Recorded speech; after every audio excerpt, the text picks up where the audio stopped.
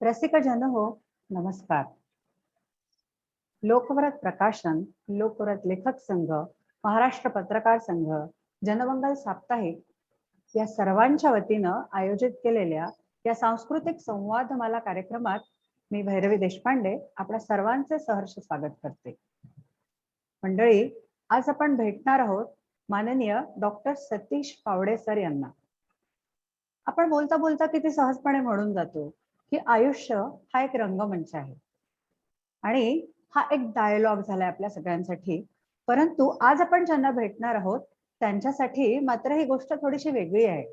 त्यांच्यासाठी रंगमंच हेच आयुष्य आहे. तर मंडळी, स्वागत करूया माननीय डॉक्टर सतीश पावडे सर यांचं. सर, आमच्या पूर्ण टीम तर्फे आपलं सहर्ष मनपूर्वक स्वागत. धन्यवाद धन्यवाद धन्यवाद. सतीश सरांचा परिचय जेव्हा मी या कार्यक्रमाच्या निमित्तानं वाचत गेले तेव्हा खरंच थोडंसं आश्चर्य वाटत गेलं की एका व्यक्तीच्या व्यक्तिमत्वाला किती विविध आयाम असू शकतात, किती पैलू असू शकतात. म्हणजे बघा, एखादी व्यक्ती लेखक असू शकते, आहेतही सर, त्यांची 24 पुस्तकं जवळपास प्रकाशित झालेली आहेत. पण तीच व्यक्ती लेखक, तीच व्यक्ती नाटककार, निर्देशक, समीक्षक, चक्क पत्रकार सुद्धा आहे. म्हणजे किती विविध गुण त्यांच्या ठाई एकवटलेले आहेत हे तुम्हाला या मुलाखतीच्या दरम्यान लक्षात येणारच आहे. त्यांच्याबद्दल विशेषत्वाने सांगायचं झालं तर ते Mahatma Gandhi international Hindi central university Wardha येथे फिल्म अँड थिएटर विभागात परफॉर्मिंग आर्ट या विषयाचे वरिष्ठ सहाय्यक प्राध्यापक म्हणून कार्यरत आहेत. याही पलीकडं ते एक उत्तम शिक्षक आहेत, ते मार्गदर्शक आहेत, दिग्दर्शक आहेत, नट आहेत. तर अशा या बहुआयामी रंगभूमी जगलेल्या, रंगभूमीसाठी दिवसरात्र एक करणाऱ्या, रंगभूमीला आयुष्य वाहिलेल्या या सरांचा आपण आयुष्य प्रवास या कार्यक्रमादरम्यान आज जाणून घेणार आहोत. जवळपास 40च्या वर वेगवेगळ्या नाटकांचं त्यांनी डायरेक्शन केलेलं आहे. स्वतः कितीतरी नाटकांमधनं, पथनाट्यांमधून त्यांचा सहभाग राहिलेला आहे. कितीतरी नाटकांचं भाषांतरही केलेलं आहे. त्यांच्या व्यक्तिमत्वातली जी सगळ्यात जास्त भावणारी बाजू आहे ती म्हणजे आपल्या या रंगभूमीच्या वेडाला त्यांनी स्वतःपुरतं मर्यादित न ठेवता त्याचा कसा प्रसार करता येईल, त्याचा कसा प्रचार करता येईल या गोष्टीकडे लक्ष दिलेलं आहे. वाचताना असं लक्षात आलं की प्रत्येक व्यक्ती जसं आपलं कुठेतरी समाज ऋण मानतो, देणं लागतो, त्यांच्या दृष्टिकोनातून हा एक छोटा प्रयत्नही ते करत आहेत. कारण त्यांच्या एकूण परिचयात मला असं कळलं की कामगार कल्याण मंडळ असो, अंधविद्यालय असोत, मग कुष्ठरोगी असोत, वृद्धाश्रम असोत, त्यानंतर अशा अनेक ठिकाणी आपण स्पेशली एबल्ड चाइल्ड जे म्हणतो त्यांच्यासाठी सुद्धा वेगवेगळ्या प्रकारचा त्यांचा सहभाग राहिलेला आहे. वेगवेगळे प्रशिक्षण असू देत किंवा वेगवेगळ्या तऱ्हेनं त्यांना जशी जशी जमती आहे तशी मदत करण्याचा प्रयत्नही ते करताना दिसत आहेत. सायकोड्रामा या उपचार पद्धतीविषयी सुद्धा त्यांनी भरपूर काम केल्याचं म्हणजे मला लक्षात आलं आहे किंवा त्यांच्या परिचयात मला हे कळलं की इतक्या सगळ्या गोष्टी एकत्रितपणे सरांनी केलेल्या आहेत. मंडळी, त्यांच्याबद्दल जर सांगायचं झालं आणि त्यांच्या पुरस्कारांबद्दल जर मी बोलायला सुरुवात केली तर त्याचीही एक खूप मोठीच यादी आहे. आपण या कार्यक्रमादरम्यान एक स्लाइड शो बघणार आहोत, तेव्हा याविषयी आपण नक्की बोलूया. तुर्तास मी तुमचा जास्त वेळ न घेता माननीय शिरीष सरांना आमंत्रित करते की त्यांनी आजच्या या कार्यक्रमाचं प्रास्ताविक करावं. धन्यवाद. धन्यवाद. शालेय जीवनामध्ये एक आपण श्लोक वाचला होता. दुःखार्तानां श्रमार्तानां शोकार्तानां तपस्विनां विश्रांती जननम काले नाट्यमय तन्मया कृतम. म्हणजे ब्रह्माजी सांगतात की मी एक नाटक नावाची गोष्ट निर्माण केली आहे. या कलेमुळं मानवाचं दुःख हरण होईल. जे पीडित आहेत, जे थकलेत, त्यांचा उत्साह वाढेल, शोक नाहीसा होईल, शांती आणि विश्रांती मिळेल, मन गुंतून जाईल, माणसाला सृजनात्मक नवीन काही सुचेल. म्हणजे केव्हाचा नाट्यशास्त्राची सुरुवात झालेली आहे ते पहा. आज भरतमुनींपासून आतापर्यंत पावडे सरांपर्यंत असे खूप मोठा प्रवाह आहे हा. मूलतः प्रत्येक व्यक्ती हे चालत बोलत, पुस्तक असते, व्यासपीठ असते, कादंबरी असते, आणि माणसाचं आयुष्य जसं आता सांगितलं तसं रंगमंच मानला जातो. एखादी भूमिका पूर्ण झाल्यानंतर देखील अभिनेत्याला त्या भूमिकेतून सहजपणानं बाहेर येता येत नाही. एवढं आयुष्याचं त्या भूमिकेशी गुंतणं होतं. मूलतः या माणसाचं आयुष्य खरोखरी रंगमंचासारखं झालंय, आणि ही स्क्रिप्ट कोणीतरी दुसरंच लिहित असतं, आणि आपण फक्त अभिनय करायचा आणि डायलॉग म्हणायचे बस. प्रत्येक विषयाच्या अभ्यासासाठी किंवा या क्षेत्रामध्ये किंवा कोणत्याही क्षेत्रामध्ये असं पावडे सरांच्या सारखं सुयश मिळवण्यासाठी सगळं आयुष्य खर्ची घालावं लागतं. ही तपश्चर्या आहे मोठी, आणि या तपश्चर्येत जे साध्य होतं ते खरोखरी अलौकिक असतं. उन्हाळे पावसाळे खाऊन त्यांनी खूप शिकलेलं असतं, आणि म्हणून त्यांनी केलेला संघर्ष आणि त्यांनी मिळवलेलं ज्ञान आणि या व्यक्तिमत्वाचं जे काही आगळे वेगळेपण आहे हे अनेकांसाठी प्रेरणादायी ठरतं. खर तर आपण बरंच आत्मचरित्रातून देखील वाचू शकलो असतो, पण पावडे सर जोपर्यंत आत्मचरित्र लिहित नाहीत तोपर्यंत आपण वाट बघायची का? तर नाही. म्हणून आज आपण पटकन सगळे एकत्र आलोय आणि त्यांना बोलावून घेतलंय. जे लेखातून सुद्धा कळतं त्यांच्या, पण ते साध्य होत नाही, म्हणून आपल्याला त्यांच्याकडून ऐकायचं आहे. आपल्या सगळ्यांच्या लक्षात आहे, आपण सगळ्यांनी बघितलंय की आजचे आपले पाहुणे एकदम प्राध्यापक आहेत, डॉक्टर आहेत, म्हणजे पीएचडी झालेले आहेत, नाटककार आहेत, दिग्दर्शक आहेत, कवी आहेत, गझलकार आहेत, राष्ट्रीय खेळाडू सुद्धा आहेत, आणि ते पत्रकारही आहेत. अशी मोठी ओळख आहे त्यांची, आणि त्यांच्याशी जोडलं जाण्याचं एक महत्वाचं कारण आहे, तो म्हणजे रंगमंच. जनमंगल आणि लोकव्रत परिवार रंगमंच आणि चित्रपटाशी नातं ठेवून आहे. या परिवाराकडून आजपर्यंत 3-4 चित्रपट झालेत, 9 नाटकं झालीत, असंख्य पथनाट्याची निर्मिती केली आहे. त्यामुळं केलीत आम्ही रस्त्यावरती जाऊन. त्यामुळं एक दुवा कुठेतरी होता, तो कधी ना कधीतरी जुळणार होता. त्यामुळे आजची ही मुलाखत घेताना मला स्वतःला खूप आनंद होतोय. म्हणजे याच्याबरोबर प्रकाशनानं, लोकव्रत प्रकाशनानं आजपर्यंत 400 पेक्षा जास्त पुस्तकं प्रकाशित केली. अनेक लेखकांची निर्मिती केली आहे म्हणा, किंवा त्यांच्या पुस्तकांची निर्मिती केली आहे, पण लेखक देखील निर्माण केलेत. आणि आज जनमंगलच्या माध्यमातून याला चळवळीचं एक स्वरूप आलंय. शेकडो पत्रकार या चळवळीमध्ये आहेत, शेकडो लेखक आहे या चळवळीशी आहेत, महाराष्ट्र पत्रकार संघ बरोबर आहे. आजवर आम्ही अत्यंत महत्वाच्या अशा व्यक्तींना या व्यासपीठावर बोलवलं, किंवा त्यांनी पायधूळ झाडली असं म्हणू आपण. त्याच्यामध्ये एक 2-4 नावं मी सांगतो. नामदार नितीनजी गडकरी साहेब आहेत, अगदी म्हणजे गोपीनाथराव मुंडेंपासून किंवा पृथ्वीराज चव्हाणांपासून किंवा दमा मिराजदारांपासून, जॅकी श्रॉफ, निशिगंध आव्हाड, अगदी श्रीमंत उदयनराजे भोसले छत्रपती, महादेवराव जानकर असतील, दाभोळकर डॉक्टर असतील, पद्मश्री सिंधुताई सपकाळ, डॉक्टर आत्ता अलीकडे डॉक्टर मुक्ता टिळक, किंवा उदय निरगुडकर सर, किंवा भाऊ तोरसेकर सर, भीमराव पांचाळे, विष्णूजी मनोहर, किंवा अगदी करवीर पीठाचे शंकराचार्य, किंवा काशी पीठाचे शंकराचार्य, विजय भटकर सर, मला आठवतात अजून रमाकांत खलप, किंवा गोव्याचे सभापती होते त्याला आर्लेकर साहेब, इव्हन सगळ्यात महत्वाचं नाव म्हणजे नामदार अजितदादा पवार. पण याच ह्याच्यावरती सायंटिस्ट पण आलेत. अपूर्वाजी जाखडी येऊन गेल्या परवा, भारती अत्रे, सहस्रबुद्धे एबीपी माझ्या त्या येऊन गेल्या. या सगळ्यांचे पदस्पर्श या व्यासपीठाला झालेत.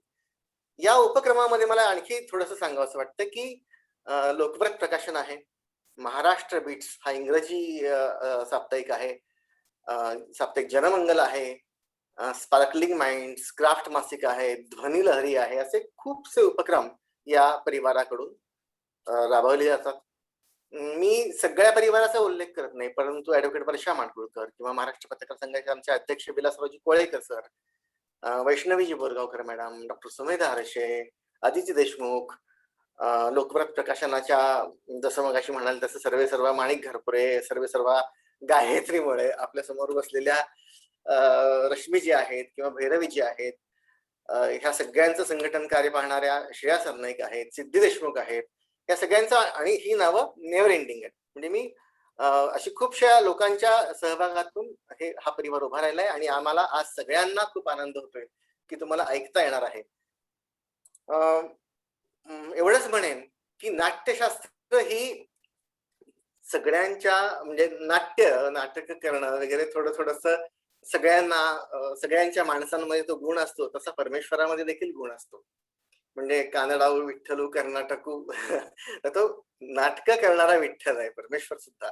असं इतकं सुंदर हे क्षेत्र आहे आणि या क्षेत्रामध्ये आपण जे काही काम केलंय ते आम्हाला ऐकण्याची सर खूप इच्छा आहे, आवड आहे. आणि मी अधिक वेळ न घेता एवढंच म्हणेन की आपण चर्चेला सुरुवात करूया, गप्पांना सुरुवात करूया. रश्मीजी प्लीज आपण सूत्र हातात घ्या आणि धन्यवाद. धन्यवाद सर. धन्यवाद भैरवी. खूप खूप धन्यवाद. तर मला वाटतं की सरांचा परिचय जो काही आपण इथे ऐकला आहे त्यावरनं मला ह्या 4 ओळी आठवल्यात की खास अपना मकाम रखते हैं, खास अपना मकाम रखते हैं, ये जमाने में नाम रखते हैं, सख्त से सख्त इम्तिहान में भी हौसला ये तमाम रखते हैं, हौसला ये तमाम रखते हैं. किंवा बाबा बोरकर म्हणतात त्याप्रमाणे की देखणे ते हात ज्यांना निर्मितीचे डोहळे, देखणे ते हात ज्यांना निर्मितीचे डोहळे, मंगलाने गंधलेले सुंदराचे सोहळे. तर हा सुंदराचा सोहळा जो आहे तो आज इथे सुरू करतोय आपण. आणि फार वेळ न दवडता लोकांना सतीश पावडे सरांना ऐकायसाठी सगळे इथे जमलेले आहेत, एकत्र आलेले आहेत. तर फार वेळ न दवडता आपण आता या मुलाखतीला सुरुवात करूया. तर सतीश पावडे सर आहात ना, तयार आहात? Yes yes. तर सर आम्ही सर्व तुम्हाला उत्कृष्ट रंगकर्मी म्हणून ओळखतो, पण या आकाशाला गवसणी घालणाऱ्या कलावंताच्या सुरुवातीचा प्रवास आम्हाला जाणून घ्यायला आवडेल. तुमचे बालपण, जन्मस्थळ किंवा घरून मिळणारं प्रोत्साहन किंवा त्यावेळेचे त्या वेळेचे जे काही अनुभव असतील ते आम्हाला ऐकून घ्यायला आवडेल सर. सर्वप्रथम म्हणजे उद्यमी असं व्यक्तिमत्व असलेले शिरीष सर, त्याचप्रमाणे तांत्रिक दृष्ट्या जे आता मला तुम्ही सांगितलं एक्सपर्ट असलेल्या भैरवीजी आणि रश्मीजी, तुम्हा सर्वांचे मी आधीच मनपूर्वक आभार मानतो. आणि रश्मीचे यासाठी विशेष की रश्मीमुळे हा योग जो आहे तो घडून आलेला आहे.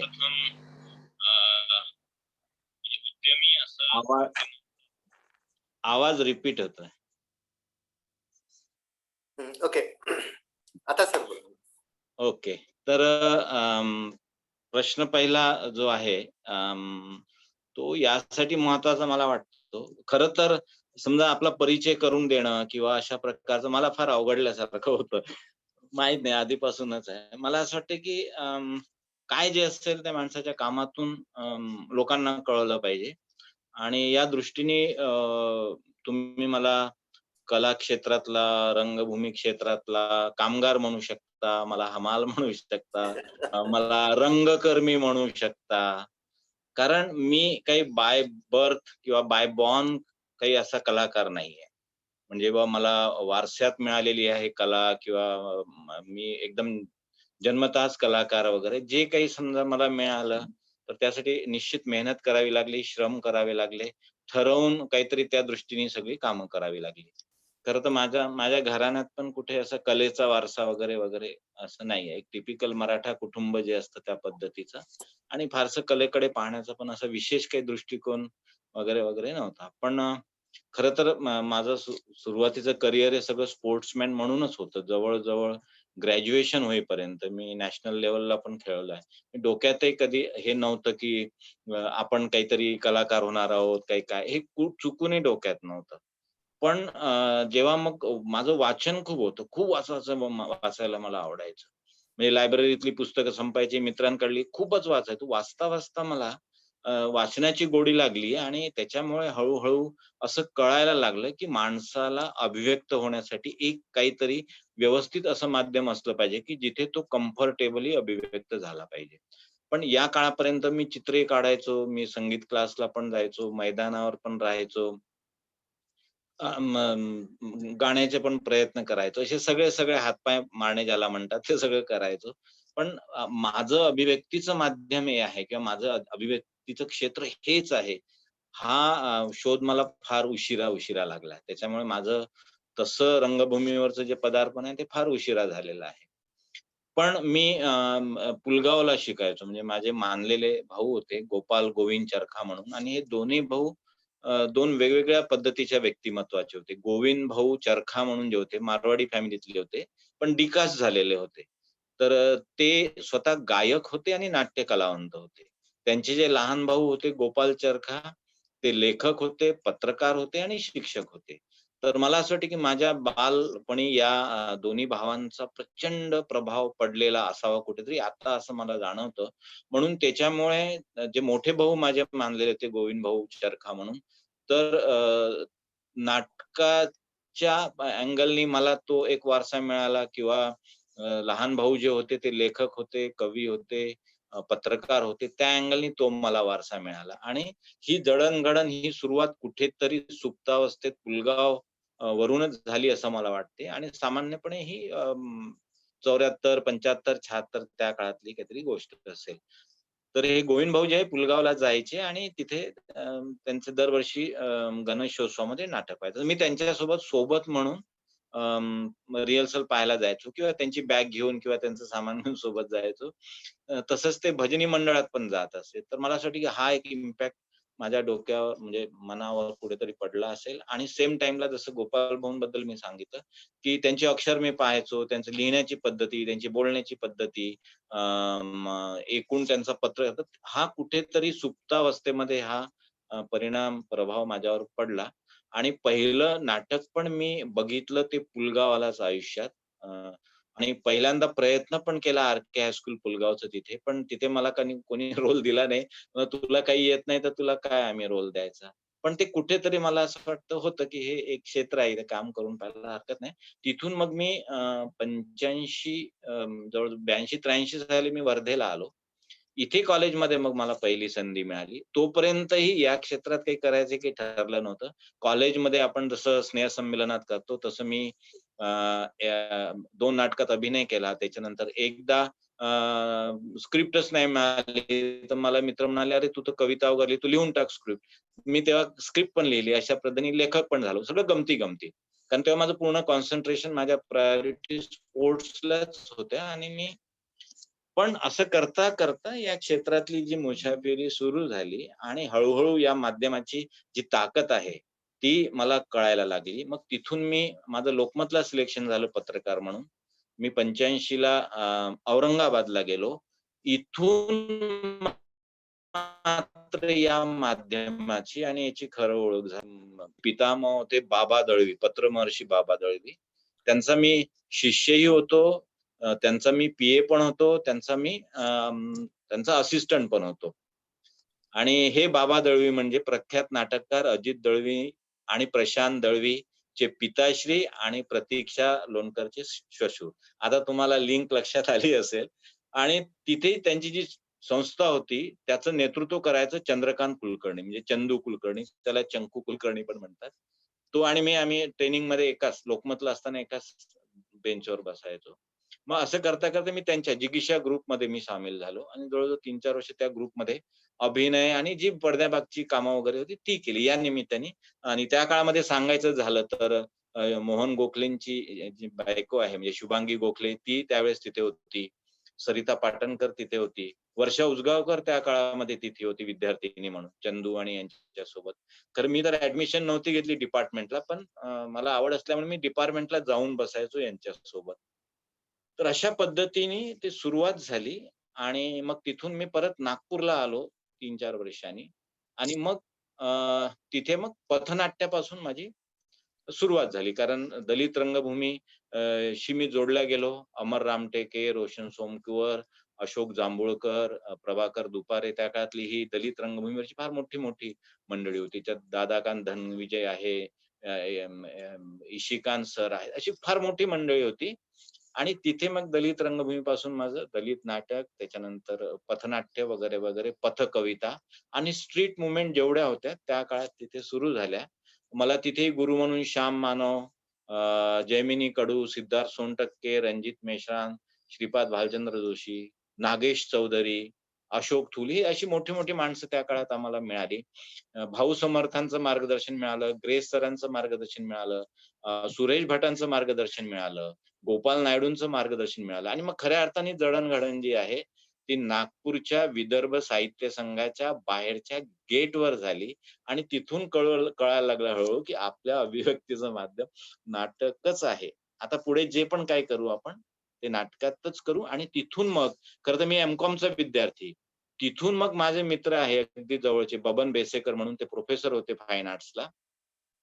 त्यांनी माझी जबरदस्तीने तिथे ॲडमिशन तिथे करून टाकली फाईन आर्ट्सला आणि अशाप्रमाणे अकॅडमिक पद्धतीने अधिकृत मी फाईन आर्ट्सचा विद्यार्थी म्हणून तिथे प्रवेश केला आणि तिथून मग खऱ्या अर्थाने नाटकाची सुरुवात झाली.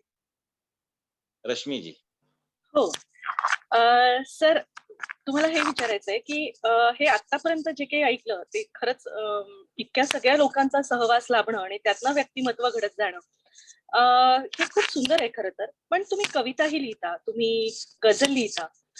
कबीरचे दोहे तुम्ही त्यावरचा तुमचा अभ्यास आहे किंवा महात्मा गांधी हे तुमचे तुम्ही म्हणजे त्यांना तुम्ही फॉलो करता. तर आणखी असे किती आणि कोण लोक आहेत ज्यांचा तुमच्यावर प्रभाव आहे किंवा तुम्ही त्यांना फॉलो करता? मूलतः गौतम बुद्धांचा आपल्यावरती फार मोठा प्रभाव दिसतो आणि आपण त्यांचे अनुयायी वाटता. तर नाही त्यांच्यासहित सांगा. नाही असं म्हणण्यापेक्षा मला असं वाटते, की जेव्हा माझं वाचन सुरू झालं, जेव्हा थोडंफार कळायला लागलं, आपण आपल्या पद्धतीने एनालिसिस करायला लागलो, विचार करायला लागलो, तर तेव्हा मला हे आलं, की जगातला म्हणजे बुद्ध ज्याला धम्म म्हणू, धर्म म्हणता येणार नाही. हा धम्म असा आहे, जो विज्ञानवादी, विवेकवादी धर्म आहे.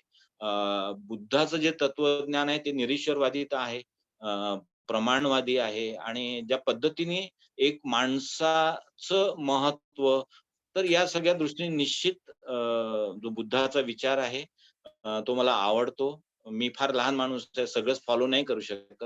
पण शक्य आहे जेवढं फॉलो करण्यासारखं आहे निश्चित करतो.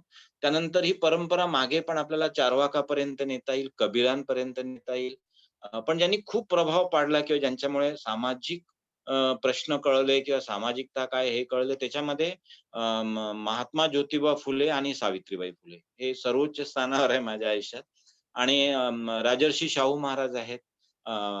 बाबासाहेब आंबेडकर तर माझे म्हणजे म्हणजे एक पॉलिटिकल लीडर म्हणून, सोशल लीडर म्हणून, रिफॉर्मर म्हणून तर आहेच. आणखी काही नावं सांगायची झाली तर डॉक्टर पंजाबराव देशमुख आहेत, तुकडोजी महाराज आहे आणि सर्वात पराकोटीचे म्हणजे कुठल्याही व्याख्येत न बसणारे लोकसंत गाडगे महाराज आहे. तर या सगळ्या मोठ्या-मोठ्या संतांचा, मोठ्या-मोठ्या माणसांचं साहित्य मला वाचता आलं, त्यांचे आत्मचरित्र मला वाचता आले. त्यांच्या आयुष्यातला संघर्ष समजून घेता आला आणि या दृष्टीने एक मानवी जीवन, एक सामाजिक जीवन, सांस्कृतिक जीवन या पद्धतीने समजून घेण्याची मला संधी मिळाली. कबीर माझा अत्यंत आवडता कवी आहे आणि कबीराचं तत्वज्ञान पण चार्वाक बुद्धाचीच विचारधारा पुढे नेणार आहे. आधुनिक कवीमध्ये आणखी जर नाव घ्यायचं झालं तर मला डेफिनेटली म्हणजे किती नावं घेता येईल. म्हणजे आत्ताच्या अलीकडच्या गुलजार साहेबांपासून, गालिब पासून सुफी संत बुल्ले शाह आहेत, राही मासूम रजा आहेत. कितीतरी कैफी आझमी आहेत. कैफी आझमी माझे आवडते शायर आहेत. अशी कितीतरी नावं मला घेता येईल आणि तुम्हाला माहित आहे, की एक काळ होता मी म्हणजे आता हे म्हणतो, की जसं 80, 90, 95चा हा चळवळीचा काळ होता. म्हणजे जयप्रकाश नारायणची चळवळ नुकताच झाली होती. अंधश्रद्धा निर्मूलन चळवळ नुकताच सुरू झाली होती. स्त्रीवादी चळवळ जी आहे म्हणजे रूपाताई कुलकर्णी असतील, कुमुदताई पावडे असतील, सीमाताई साखरे असेल, लीलाताई चितळे असेल किंवा आपल्या इकडल्या पण आणखी बरीच नावं आहेत. आता सगळीच नावं घेता येणं मला शक्य नाही. ही सगळी नावं जी आहेत, तर तो असा काळ होता आणि त्या काळातले आम्ही प्रॉडक्ट होतो किंवा त्या काळात आम्ही घडलो. तर मला असं वाटतं, की याचा इम्पॅक्ट निश्चित तुमच्या विचारांवर, मनावर, कामावर आणि एकूण जडणघडणीवर पडत असतो आणि निश्चित पडला आहे. हा परिणाम निश्चित पडलेला आहे आणि म्हणून त्या काळात पत्रकार असण्यापेक्षा, कवी असण्यापेक्षा, लेखक असण्यापेक्षा, कर्मी असण्यापेक्षा वगैरे आम्ही कार्यकर्ते जास्त होतो. आणि हे कार्यकर्ता असल्यामुळे मग भरपूर वाचन, भरपूर चर्चा, भरपूर बोलणं, भरपूर डिस्कशन आणि कुठलाही असा इश्यू आला, मुद्दा आला, की लगेच आम्ही चौरस्त्यात जाऊन, चौकात-चौकात जाऊन कविता म्हणणे, पथनाट्य करणे. तर तो काळ खूपच आणि त्या काळाची खूप मोठी छाप आमच्यावर आताही आहे. आणि प्रभावाची तर मी आता जी एवढी सगळं नावं सांगितली, तर हे निश्चित यांचा प्रभाव माझ्यावर आहे आणि हे सगळे आदर्श आहेत. तर त्यांचा माझ्या एकूण माझ्या जीवनविषयक भूमिकेवर आणि लिखाणावर पण तसा परिणाम आहे. म्हणजे मी ज्योतिबा फुल्यांवर नाटक केलं, सावित्रीबाईंवर नाटक केलं, गाडगेबाबांवर नाटक केलं, पंजाबरावांवर पण नाटक केलं. शिवकाळामध्ये जायचं तर मग शिवाजी महाराज, जिजाऊ, संभाजी महाराज यांच्यावर पण मी नाटकं लिहिली. आणि वाटायचं हेच, की जो काही सामाजिक वारसा आपल्याला मिळाला आहे, तर त्याची उतराई म्हणून आपण समाजासाठी केलं पाहिजे. कारण सामाजिक बांधिलकीशिवाय कलेला अर्थ नाही, या मताचा मी आहे. जर तुमची कला समाजाच्या कामाची नसेल, तर मग त्याला काय अर्थ? स्वांत सुखाय असेल, तर तो तुमच्या पुरता भाग आहे. पण आपण समाजाशी काहीतरी देणं लागतो. आपल्यावर समाजाचं ऋण आहे आणि त्याची उतराई आपण केली पाहिजे, असं मला वाटतं. सामाजिक बांधिलकी जपणारी तुमची कला, हे ऐकून खरंच खूप आनंद झालाय सर. सर, तुमची 24 पुस्तकं आजवर प्रकाशित झाली आहेत. तुम्ही गीतलेखन केलंय, अभंग, नजमलेखन देखील केलंय. तुम्ही चांगले चित्रकार देखील आहात. मी असं ऐकलंय की तुम्ही स्पोर्ट्स मध्ये देखील एक्सपर्ट आहात. म्हणजे स्पोर्ट्स चे सुद्धा तुम्ही स्पर्धा केल्या आहेत, त्या जिंकल्या आहेत. आणि त्यानंतर पण या सगळ्यांचा काळ अल्प ठरला आणि त्यानंतर पुढे 35 वर्ष थिएटरला तुम्ही वाहून दिलेली. इतक्या सगळ्यात थिएटर हा जिव्हाळ्याचा विषय का व्हावा, किंवा हा सगळा काळ ओलांडून जाऊन पुन्हा थिएटरमध्ये थांबणं, हे असं का घडलं? रश्मी, मला काय वाटतं, की जसं मी आधी पण सांगितलं, की स्वतःचा शोध घेणे आणि मग एके दिवशी स्वतःचा शोध स्वतःला लागणे. तर मला हे वाटलं, की बेसिक इन्स्टिंक्ट आहे. अभिव्यक्ती किंवा एक्सप्रेशन हे बेसिक इन्स्टिंक्ट आहे आणि ते आपण कुठल्या ना कुठल्या माध्यमातून व्यक्त करत असतो. ज्या क्षणाला मला हे कळलं, की माझ्या अभिव्यक्तीचं सशक्त साधन, सशक्त माध्यम हे रंगभूमीच असू शकते. कारण इथे सगळं आहे. जसं जसं भरतानी म्हटलं आहे, की सगळ्या कलांचं मिश्रण नाटकामध्ये आहे किंवा नाट्यकलेमध्ये आहे. तर मला गाता नाही आलं, संगीतकार नाही होता आलं, पण ॲज अ म्युझिक डिझायनर म्हणून माझ्या नाटकाचं मी म्युझिक पण करतो किंवा जो करत असेल त्याला मदत करतो. म्हणजे सगळे कंपोनंट. मला चित्रकार नाही होता आलं, पण सेट डिझाइन, स्टेज डिझाइन करतो तेव्हा त्याचा मला उपयोग होतो. मी लाईट डिझाइन करताना मला उपयोग होतो. मला कॉस्ट्यूम डिझाइन करताना उपयोग होतो. सगळे डिझाईन्स जे थिएटरचे करताना या सगळ्यांचा उपयोग होतो आणि त्यातही सगळ्यात महत्त्वाची गोष्ट, की तुम्हाला काय म्हणायचं आहे, ते अगदी स्पष्टपणे नाटकाच्या माध्यमातून तुम्हाला सांगता येतं. म्हणजे मला जे काही अभिव्यक्त करायचं असेल, तर ते नाटकाच्या माध्यमातून मला सशक्तपणे अभिव्यक्त करता येतं. हे ज्या क्षणी मला पटलं, त्या दिवशी मी ठरवलं, की सगळं सोबत ठेवायचं, पण मुख्य फोकस जो आहे तो रंगकर्मी. मग it may be director, it may be writer, it may be artist, it may be designer, जे काय असेल ते, but focus should be on the theatre only, असं मी ते ठरवून घेतलं आणि त्या दिवसापासून ज्याला आपण पखाल म्हणतो, तर ती रंगभूमीची पखाल वाहण्याचं काम, मशाल हाती घेण्याचं काम ते मी केलं आणि मग ठरवून घेतलं, की शिंकायचं असेल तरी नाटकामध्ये, खोकलायचं असेल तरी नाटकामध्ये, काही करायचं असेल तर ते फक्त आणि फक्त रंगभूमीसाठीच करायचं आणि त्याच्यामुळे हे सगळं शक्य झालं. आजही मी काल परवा तुझ्याशी बोलताना हेच बोललो होतो, की कुठलाही आर्टिस्ट असेल, काहीही असेल, तर त्यांनी स्वस्थ बसता कधीच कामा नये. त्यांनी सतत उद्यमी राहायला पाहिजे, सतत काम केलं. हां, त्याला झोपण्यासाठी किमान 7 तास आवश्यक आहे. जेवणासाठी किंवा ज्या बाकी महत्त्वाच्या त्याच्यासाठी जो वेळ, उर्वरित वेळ बिलकुल तुम्ही सतत काम केलं पाहिजे आणि ज्या दिवशी काम ही तुमची एनर्जी होते. ज्या दिवशी तुमचं वर्क हे तुमच्यासाठी एनर्जीचं काम करतं. मला असं वाटतं, की तेव्हा थकवा वगैरे, वगैरे ह्या गोष्टी काही येत नसतात आणि तुम्ही वेळ अत्यंत जवळचे मित्र आहे, ते नेहमी म्हणतात की सतीश यार ये इतना टाइम लाता कहाँ से तू? तो मैंने बोला कि बस इसी टाइम तो कम है उसको मल्टीप्लाई करने का, तो संभव है, हो सकता है आणि इतक्या वर्षापासून ते झालेलं आहे. म्हणजे मी सायमल्टेनियसली मी रोज ऑनलाईन क्लासेस पण घेतो, लिहिण्याची पण कामं करतो, आणखी जी काही बाकीची कामं आहेत ती करतो आणि मला थकवा येत नाही. त्याचं कारण काम हे एनर्जीचा स्रोत आहे असं मला वाटतं. आणि मुख्य तुझ्या प्रश्नाचं उत्तर म्हणजे एकच आहे, की स्वतःला अभिव्यक्त करण्याचं सशक्त माध्यम मला रंगभूमी वाटलं आणि म्हणून मी मग फुल्ली डेडिकेटेड, डिव्होटेड होऊन या क्षेत्रात आलो. खरं तर हे आधी मी अजिबात नव्हतं ठरवलं. मी ठरवलं असतं तर कदाचित मी फौजीत गेलो असतो. कारण माझा स्पोर्ट्सचा जो एकूण परफॉर्मन्स आहे तो खूप चांगला होता. काही नोकऱ्या पण तशा म्हणजे पोलीस डिपार्टमेंटला किंवा सिक्युरिटी ऑफिसर वगैरे अशा त्या काळी नोकऱ्या पण बऱ्याच आल्या होत्या. पण मग ते सगळं मागे पडलं आणि कलात्मकच्या दृष्टीतून पत्रकारितेत आलो. मग पत्रकारितेतून या क्षेत्रात आलो आणि हे ठरवून काहीच केलं नाही. म्हणजे ॲक्चुअली योगायोग चांगला आहे, की मी पी-एच-डी आधी केली. मी एस-आर-एफ, जे-आर-एफ मी आधी केलं. मी नागपूर विद्यापीठाचा किंबहुना महाराष्ट्राचा माझी पहिली पी-एच-डी असेल.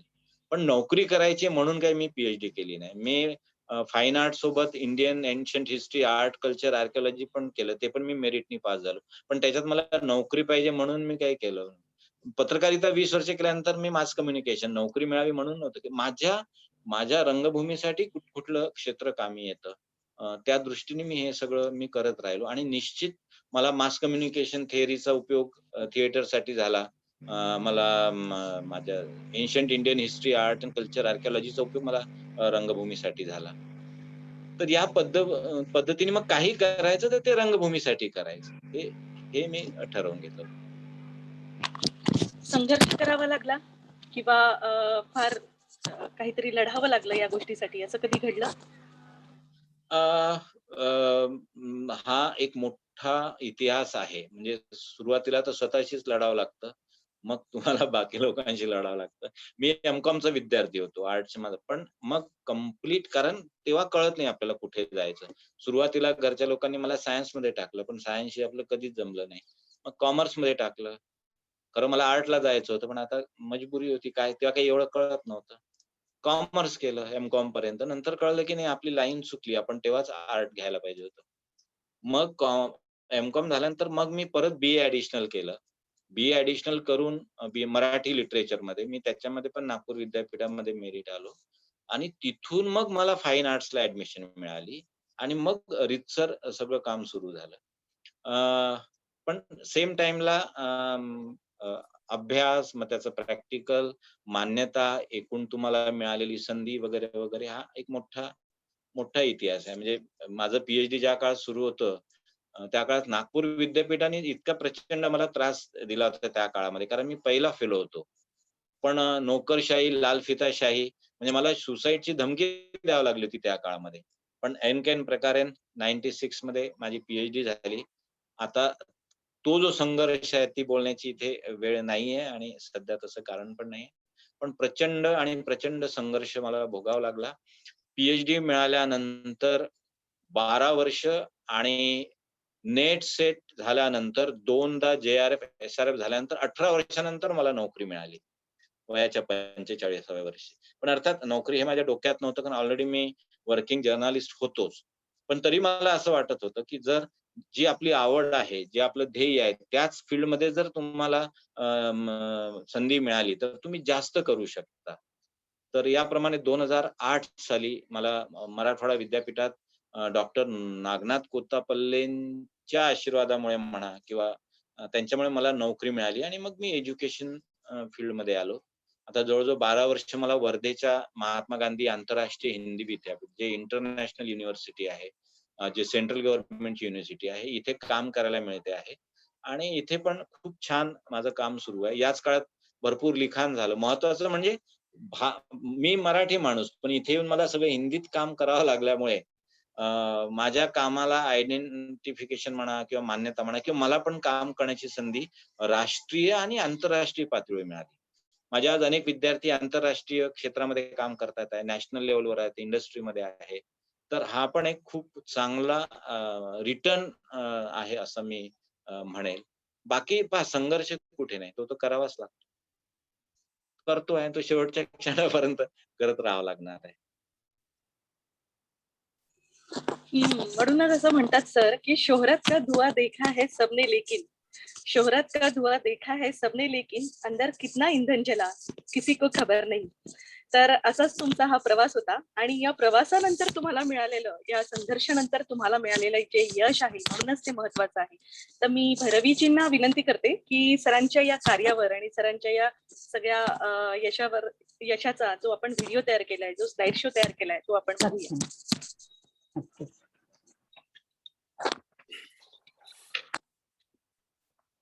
व्हिडिओ दिसेपर्यंत सांगतो की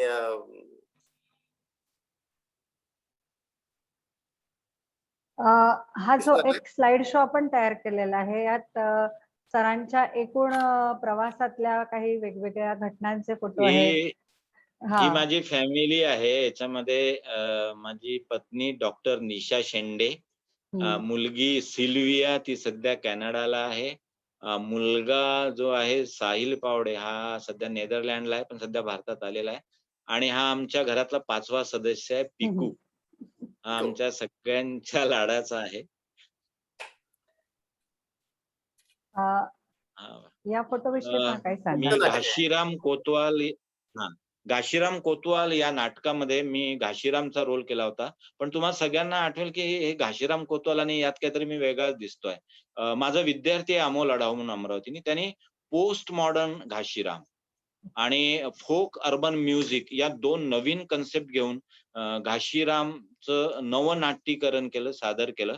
माझाच विद्यार्थी आहे, डायरेक्टर तोच होता. पण तरी सुद्धा म्हणजे मला एक वेगळ्या पद्धतीचं नाटक करण्याची आणि घाशीरामचा रोल अत्यंत वेगळ्या पद्धतीने करण्याची संधी मिळाली. माझ्यासाठी खूप मला माझ्या डायरेक्टर असलेल्या विद्यार्थ्यांनी खूप शिकवलं आणि मी पण खूप शिकलो.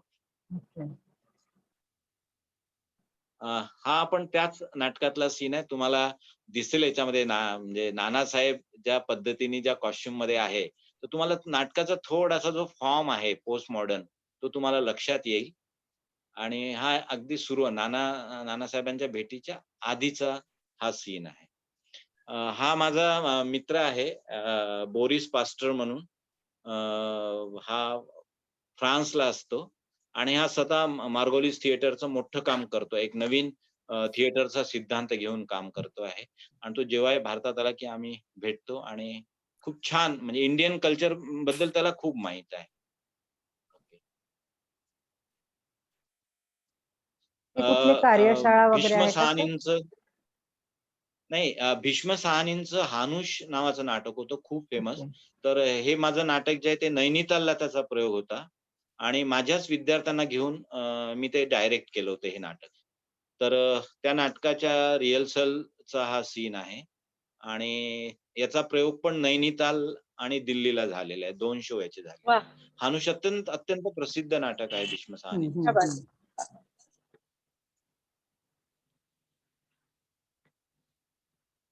हा माझ्या विद्यापीठाचा फोटो आहे. मी 3 वर्ष विभागाचा हेड म्हणून पण मी काम केलं.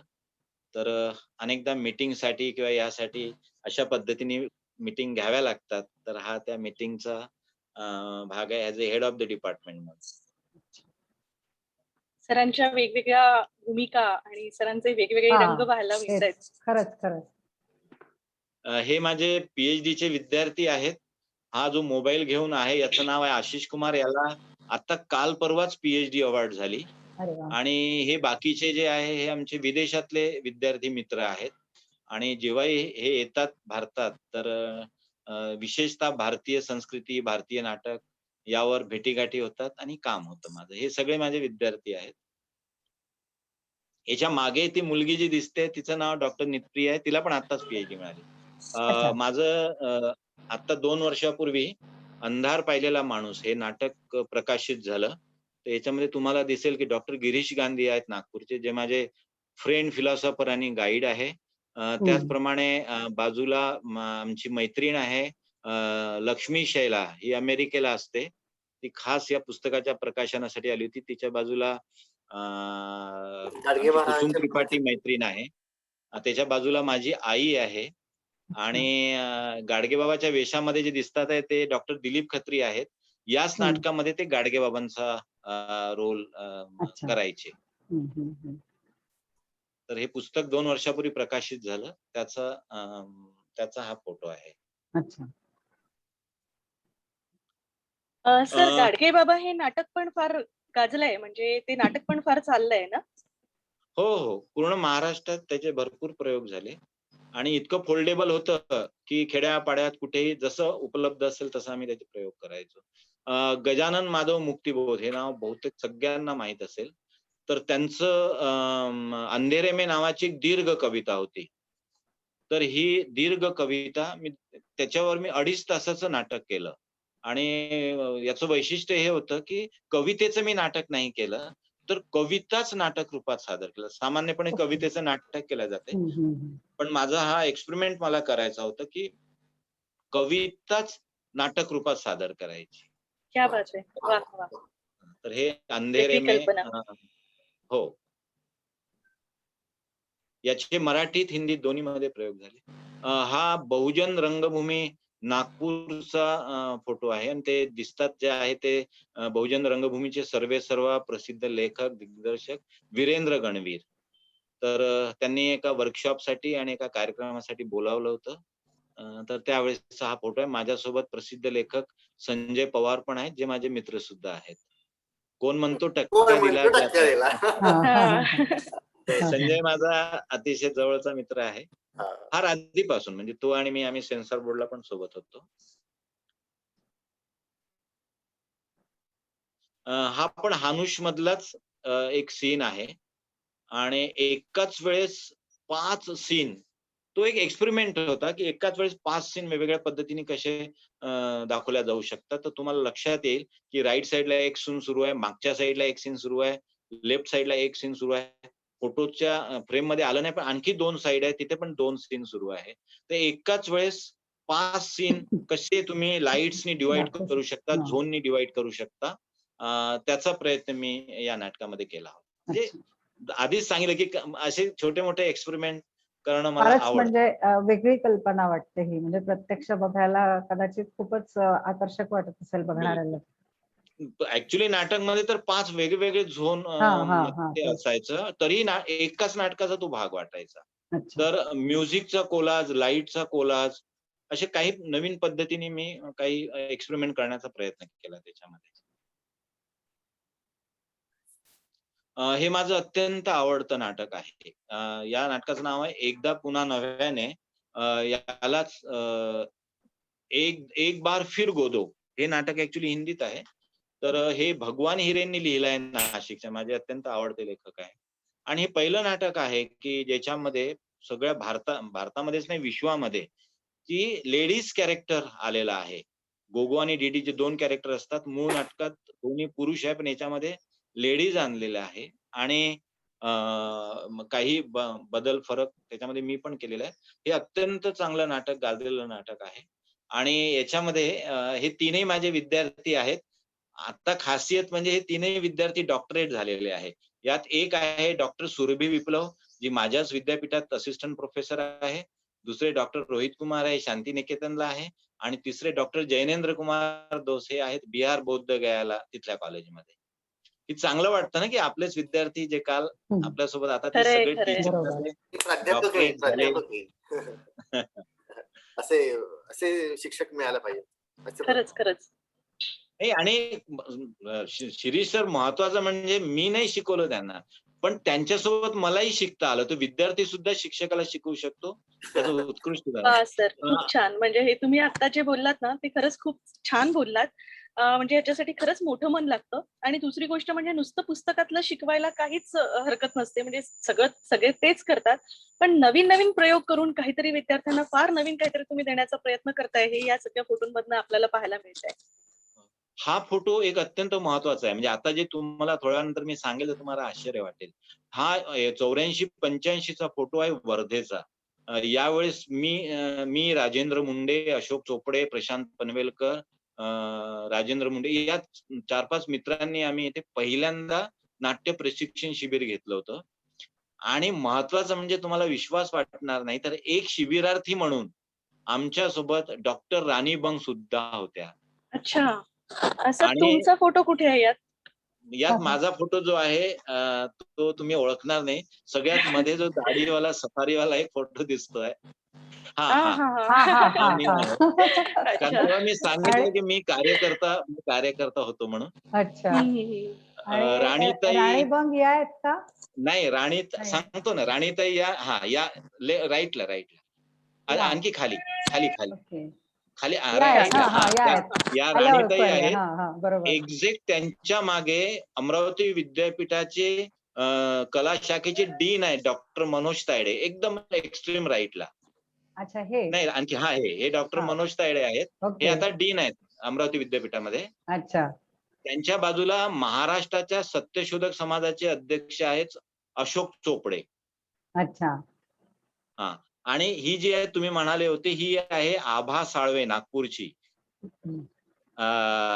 ही आताच हिचं नाव जे आहे मेघे, हे दत्ता मेघे फॅमिलीमध्ये वन ऑफ द सून आहेत. हा अच्छा. या का? हा आभा ओके. साळवे. हम्म. त्यांच्या बाजूला अर्चना भागवत, त्यांच्यानंतर डॉक्टर सुनीता कुर्वे या समाजकार्य महाविद्यालय जे आहे वर्धेचं, तिथे असोसिएट प्रोफेसर आहेत. आणि खूप मोठी मोठी माणसं आहेत. आता मला बऱ्याच लोकांची नाव पण आठवत नाही. हा, हा. तर हे मी आयोजित केलेलं किंवा राजू मुंडे आम्ही मित्रांनी आयोजित केलेले पहिलं नाट्य प्रशिक्षण शिबिर होतं. अच्छा.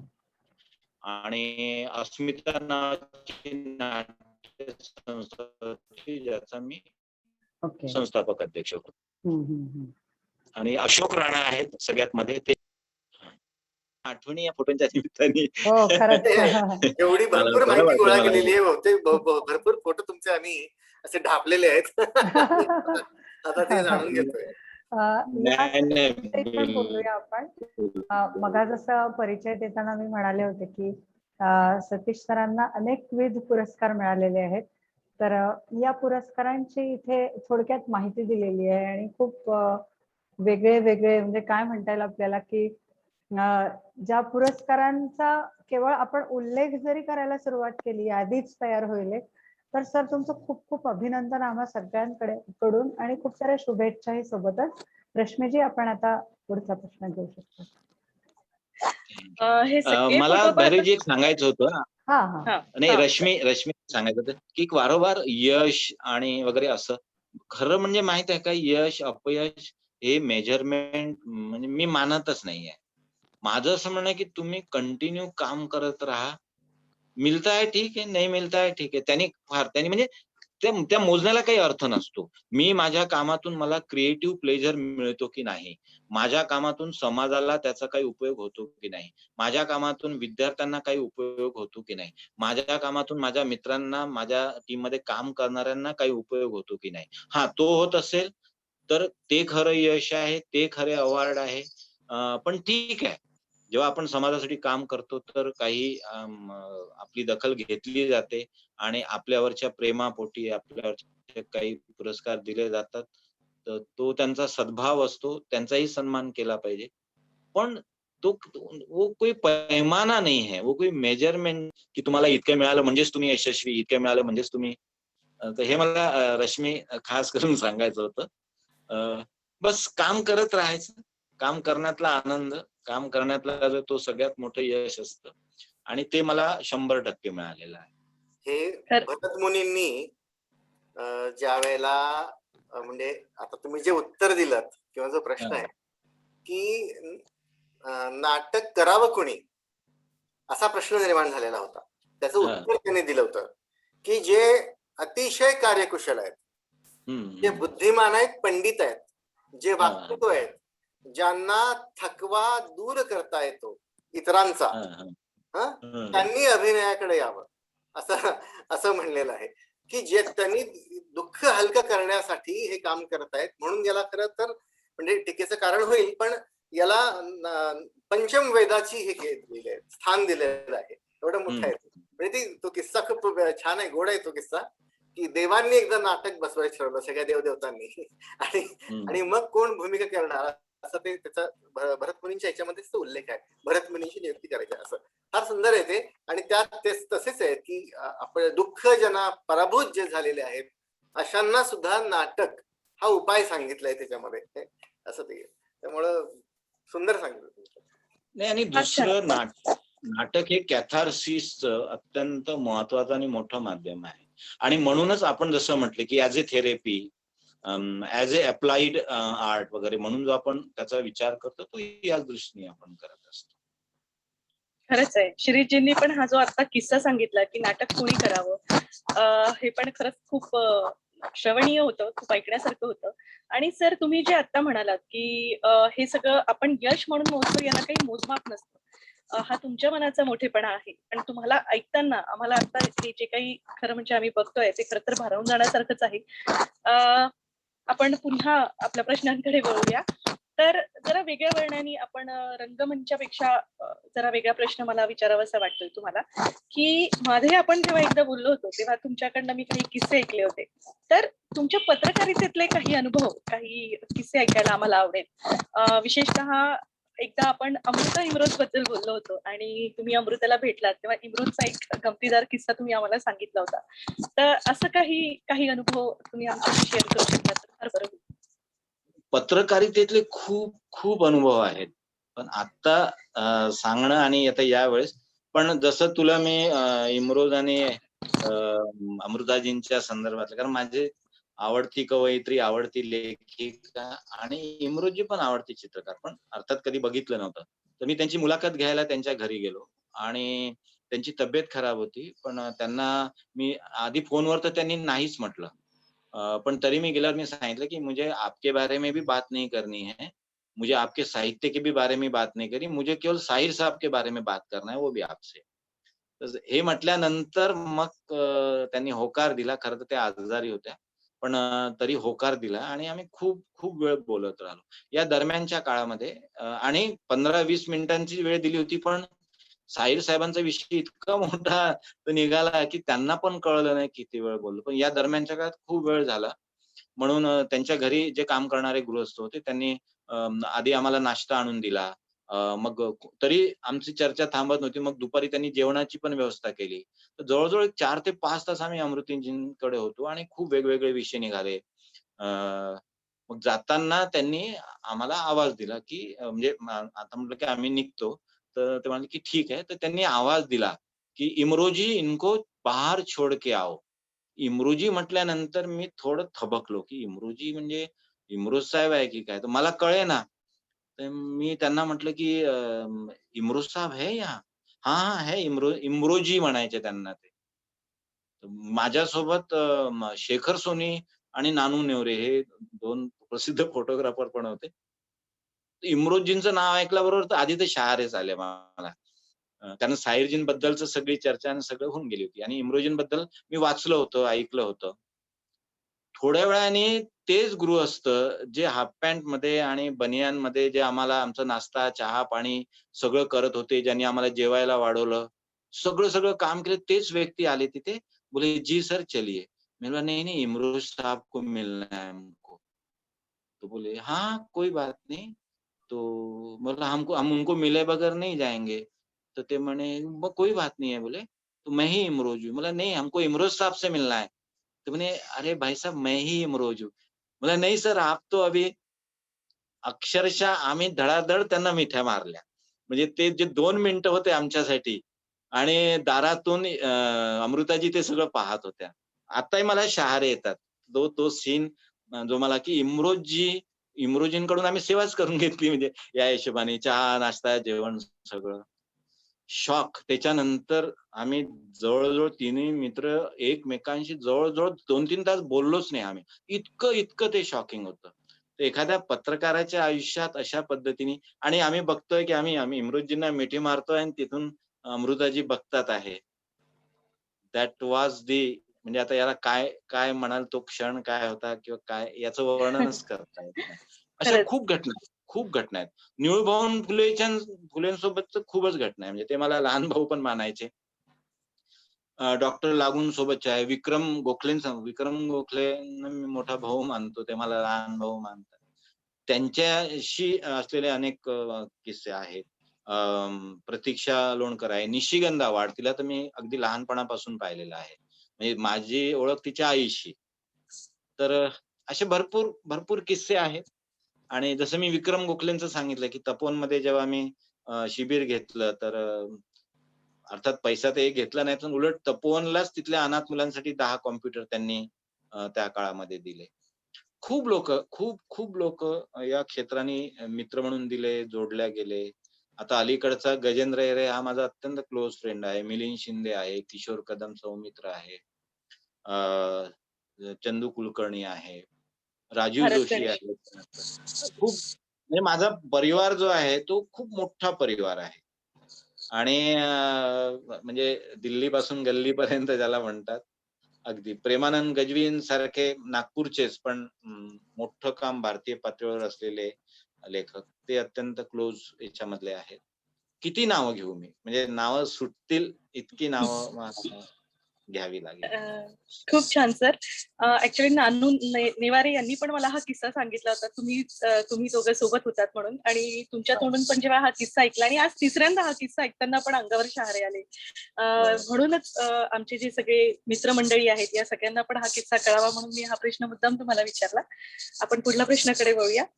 तर सर, तुम्ही लिहिलेलं तुमचं आवडतं नाटक किंवा इतर नाटककार जे आहेत त्यांचे तुम्हाला आजवरचे आवडलेले नाटक, इतर भाषांचे किंवा फक्त भारतातलेच नाही तर इंटरनॅशनल लेवलचे तुम्हाला आवडलेले काही नाटक आणि त्यामागची कारणं ऐकायला आम्हाला आवडेल. मी माझ्या अपत्यांमध्ये भेदभाव करणार नाही. त्याच्यामुळे माझी कोणती नाटकं मला आवडतात, नाही आवडत हे मी अजिबात सांगणार नाही. पण ज्या नाटकांनी माझ्यावर प्रभाव टाकला, जी नाटकं मला आवडली, त्याच्यामध्ये माझे आवडते नाटककार म्हणजे अर्थात विल्यम शेक्सपियर आहेच. ग्रीक मधले सोफोक्लिस आहे आणि भारतीय रंगभूमीवरचा उल्लेख करायचा झाला तर 100% मोहन राकेश, ज्यांची मोहिनी आजही माझ्यावर आहे. गिरीश कर्नाड आहेत, बादल सरकार आहेत, त्याच्यानंतर विजय तेंडुलकर आहेत, महेश एलकुंचवार आहेत, प्रेमानंद गजवी आहेत, भगवान हिरे आहेत, अमर रामटेके आहेत, वीरेंद्र गणवीर आहे अगदी नवीन पिढीचा लेखक. हे माझे अत्यंत आवडते लेखक आहे आणि यांच्या लेखनाने पण मी आज घडतो किंवा माझ्यातला लेखक, माझ्यातला दिग्दर्शक आणि खूप आहे. इव्हन भीष्म साहनी माझे आवडते लेखक आहे. श्याम मनोहर माझे आवडते लेखक आहे. खूप नावं आहेत. म्हणजे ही नावं पण खूप खूप घेता येईल. मॅक्झिम गोर्की माझा आवडता लेखक आहे. दत्ता भगत माझे आवडते लेखक आहे. पण यांची कुठली नाटकं तुम्हाला आवडलीत आणि त्यामागची कारणं काय? आता अकॅडमिक अँगलने जर विचार करायचा झाला तर इडिपस जे आहे सोफोक्लिसचं नाटक, ज्याला मॅन व्हर्सेस डेस्टिनी आपण म्हणतो, त्याचं परमोत्कर्ष जर कुठल्या नाटकांमध्ये असेल तर तो इडिपस मध्ये आहे. आणि हे नाटक करताना पण मी जेव्हा डायरेक्ट केलं, बरंचसं एडिट पण करावं लागलं सगळं, पण अक्षरशः शहारेच यायचे की नियती एखाद्या वेळेस काय कुठली वेळ तुमच्या पुढे आणून ठेवते. अर्थात मी काही भाग्यवादी किंवा नियतीवादी अजिबात नाही आहे. पण तरी सुद्धा या नाटकामध्ये जे नियतीचं एक स्वरूप आहे, ते ज्या पद्धतीने दाखवलं आणि ज्या पद्धतीने इतका मोठा कर्तृत्ववान राजा पण नियतीपुढे हतबल ठरतो, इडिपस. त्याच्यामुळे ते नाटक मला खूप आवडतं.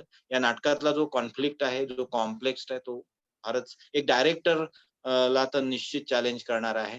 मोहन राकेशचं आषाढ का एक दिन, लहरों के राजहंस, आधे अधुरे. आषाढ का एक दिन मी 3दा केलाय आतापर्यंत. पण जर कोणी मला आयुष्यभर सांगितलं की तुला 100दा करायचा आहे, तर मी आजही 100दा आषाढ का एक दिन करायला तयार आहे. प्रत्येक वेळेस नवीन इंटरप्रिटेशन, प्रत्येक वेळेस काहीतरी नवीन सांगणं, प्रत्येक वेळी एक काहीतरी नवीन अर्थ. त्याचप्रमाणे लहरों के राजहंस माझं अत्यंत आवडतं नाटक आहे. ते पण मी आतापर्यंत 2दा केलं. तेही मी आयुष्यभर करू शकतो. विजय तेंडुलकरांची तर सगळी जवळ सगळी नाटकं. पण त्यातही घाशीराम कोतवाल तर आहेच आहे. पण आणखी पुढे जायचं तर रेन मेकर वरून जे त्यांनी केलेलं आहे, ऐसे पंछी आते हैं, अशी पाखरे येती, ते आहे. त्याच्यानंतर बेबी आहे किंवा आता नंतरच्या काळामध्ये त्यांनी जी लिहिली नियतीच्या बैलाला आणि सफर, आणखी एक खूप आवडतं नाटक आहे तेंडुलकरांचं, ते म्हणजे खामोश अदालत जारी आहे, ज्याला आपण शांतता कोर्ट सुरू आहे. तर ही माझी आवडती नाटकं आहे. प्रेमानंद गज्वींचं घोटभर पाणी आहे, देवनवरी आहे, जय जय रघुवीर समर्थ आहे, पांढरा बुधवार आहे. अशी मी कितीतरी नावं घेऊ शकतो. दत्ता भगतांचं वाटा पळवाट आहे. भगवान हिरेंचं पुन्हा एकदा नव्याने आहे किंवा अमर रामटेकेंचं शहर आहे, कॉम्रेड जोशी आहे, युद्ध यात्रा आहे. तर अशा बहुतेक सगळ्या नाटकांनी माझ्यावर तो प्रभाव टाकलेला आहे. आणि मॅक्सिमम नाटकं ती मी केली आहे. म्हणजे मॅक्सिमम गोष्टीचं जे लोअर डेप्थ आहे, माझं अत्यंत आवडीचं नाटक आहे. ते मी मराठी आणि हिंदी दोन्ही भाषेत मी ते केलेलं आहे. खूप आता किती नावं सांगायची, भरपूर आहे. सॅम्युअल बेकेट माझा आवडीचा नाटककार आहे. युजीन आयनेस्को माझा आवडता नाटककार आहे. तोदोस रोझोविच माझे आवडते नाटककार आहे. भरपूर मोठी जे.बी. प्रिस्टले माझे आवडते नाटककार आहे. त्यांचंही मी जे आहे आणि इन्स्पेक्टर कॉल ते मी केलेलं आहे. त्याचं भाषांतर पण केलेलं आहे. अशी 50 नावं सांगता येईल. याची वीरेंद्र गणवीरचं हिटलर की आधी मौत जे आहे, ते अत्यंत सुंदर नाटक आहे. अश्वघोष त्यांनी लिहिलेलं अत्यंत चांगलं नाटक आहे. तर विविध प्रयोग करताना मगाशी तुम्ही बोललात की तुम्ही लाईट्सच्या बाबतीत किंवा म्युझिकच्या बाबतीत वेगवेगळे प्रयोग तुम्ही करत असता रंगभूमीचे. तर एक किस्सा जो जोकरचा मुखवटा याबाबतचा एक किस्सा आहे तुमच्या प्रयोगशीलतेच्या बाबतीतचा. तर तो आम्हाला ऐकवाल प्लीज. जसं मी सांगितलं की माझं अत्यंत आवडीचं नाटक आहे. पुन्हा एकदा नव्याने किंवा त्याचं हिंदीमध्ये जे मी केलं, एक बार फिर गोदो. तर मी ठरवून घेतलं होतं की हे नाटक पारंपरिक पद्धतीने करायचंच नाही. काय करता येण्यासारखं असेल, तसं टोटल थिएटरची एक कन्सेप्ट आहे, ती मी त्याच्यामध्ये आणली. एलिनेशन थिएटर आहे ब्रेकचं, ते मी त्याच्यामध्ये आणलं. ॲब्सर्ड थिएटर आहे, ते मी त्याच्यामध्ये आणलं. एन्व्हायर्नमेंटल थिएटर आहे, ते मी त्याच्यामध्ये आणलं. ऑपरेस थिएटर म्हणजे जितक्या पद्धतीने हे नाटक सजवता येईल, जितक्या पद्धतीने ते त्या पद्धतीने करायचं आणि एक्सपेरिमेंटच्याच याच्यावर हे मी ठरवून घेतलं होतं. त्याच्यामुळे खूप नवीन प्रयोग केले आणि 2 महिने लॅबोरेटरी थिएटर आपण ज्याला म्हणतो, प्रयोगशाळा. तर हे नाटक करणे म्हणजे प्रयोगशाळेचाच सगळा भाग होता. आम्ही एकदा सकाळी 9:30-10 ला आलो, की रात्री 11-12 कधी-कधी 2-2 वाजेपर्यंत तिथेच राहायचो. डिपार्टमेंटलाच राहायचो. डब्बा आमचा हॉस्टेलमधून यायचा आणि कंप्लीट पूर्ण वेळ. तर या याच्यामध्ये इंटरप्रिटेशनचा भाग होता. तो तिथपर्यंत मी पोहोचत नव्हतो. एक दिवस अचानक मी वर्धेला जिथे राहतो त्याच्या बाजूला कॅटरर्सचं एक दुकान आहे किंवा कॅटरर्स वाल्यांचं एक हे होतं. तर एकदा कार्यक्रमाला जेवायला मी तिथे गेलो लहान मुलांच्या, तर तिथे एक मुलगा जो आहे तो जोकरचा ते ड्रेस घालून त्या सगळ्या मुलांना हसवत होता. काही मुलं भीत होती. ते भीता-भीता हसत होती. तर मला असं वाटलं, की यार या मुखवट्याचा किंवा या ड्रेसचा आपण काहीतरी चांगला उपयोग करू शकतो. अ, मग मी त्यांना मागितलं, की मला 1 दिवसासाठी हे उधार द्या. मला याचं काम आहे. ते ओळखीचे असल्यामुळे त्यांनी दिला. आणि मग त्याच्यावर खूप खल झालं, की कशा पद्धतीने हे आपण याचा उपयोग करू शकतो थिएटरमध्ये. तर ते मुलं म्हणाले, की "सर ये मुखौटा पहनेंगे तो हमारे एक्सप्रेशन चले जाएंगे, हम हमको एक्टिंग दिखेगी नहीं." तो ठीक है, हम लोग जोकर का ड्रेस जरूर पहन लेंगे, लेकिन ये मुखौटा नहीं पहनेंगे. त्यांनी टाकून दिला तो. बोले, "सर एक्टिंग करवाने की बात कर रहे हैं और आप वो मुखौटा पहना है तो हमारा तो एक्टिंग ही नहीं दिखेगा." म्हटलं, "कोई बात नहीं." पण ड्रेस पासून वेगळा झालेला मुखवटा. बस मला काहीतरी जर्म इथे सापडला. म्हटलं, "यार ये कुछ तो भी हो सकता है."